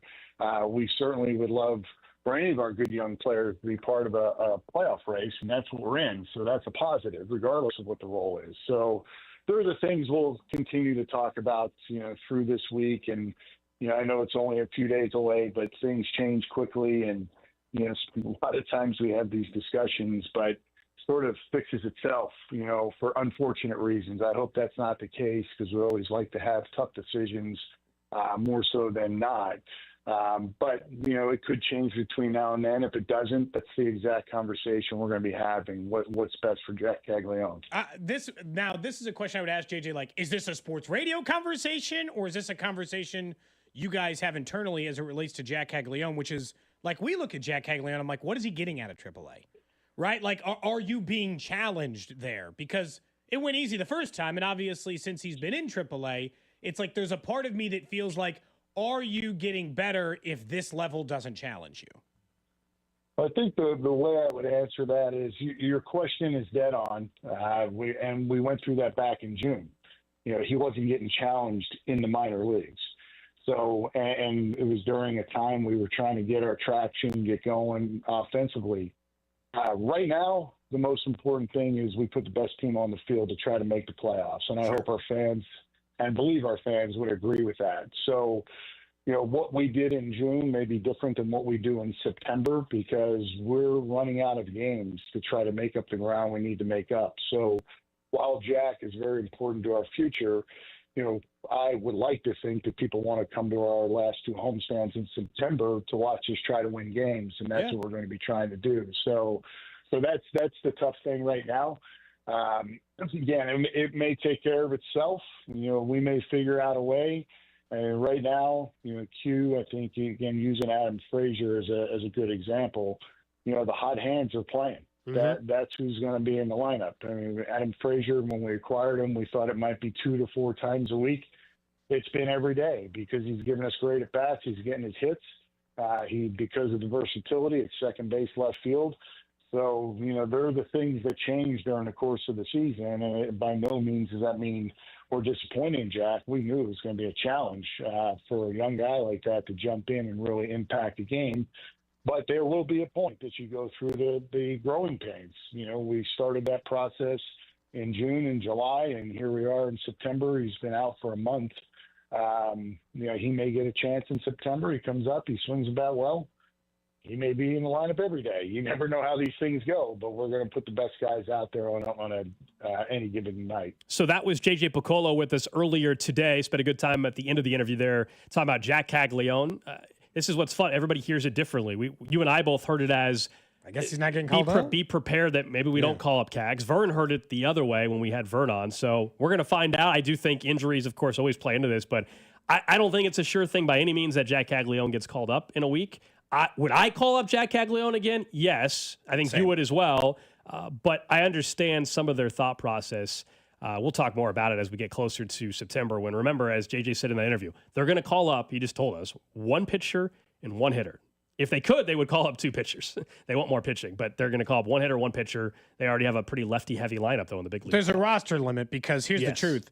The sneaky part is almost every single team would do exactly what JJ Piccolo is saying, because for those games that are blowouts, good or bad, teams would love to have 2 more pitchers this time of year to burn through the innings for him. It's not always a possibility, but they would absolutely sign up for that instead of the other. And so, yeah, I do think that it's part of the plan. So we'll see. Final thoughts, at least for today, on Rashee Rice. The news broke during our show around, 11 o'clock, or I guess 10:45 was the initial report from Adam Schefter. As we all know by now, Rashee Rice suspended, accepting it, 6 games, starting week 1. Won't be available till October 19th when the Raiders are at Arrowhead. Reports are even from the practice field, he's not on the field. He's not allowed once the week, the official game week starts, he won't be allowed to practice. Which is Saturday. So as of Saturday, he won't be around the team facility anymore until the week of October 19th, the week heading into that game, I should say. So the 12th or whatever. It sucks. It's a hard. I mean, it was always gonna suck. Always gonna get suspended. At least it's not leaning over. Always gonna get suspended. The only part that's good is we aren't gonna have this thing lingering into November, where there was a chance that the hearing was gonna be the 30th of September. Announcement middle of October, could be an appeal after that. Next thing you know, it's November 10th, and we're waiting for a 7-game, 6-game suspension. This fit in the original 4 to 6 range that everybody kind of was talking about. It's on the higher end of it, but it's also on the lower end of what the NFL was asking for. So they had a settlement. Pelissero said they were asking for 10 to 12. Yeah, I think the question in what I will have past week 1 is, can Hollywood Brown stay healthy for the 6 weeks? I want him to stay healthy all year, but can he stay healthy week 1 through 6 at minimum? Because that's when they really need him. And if they're able to have a healthy Brown and Worthy week 1 through 6, I think they're going to be just fine on offense. Are they going to reach their peak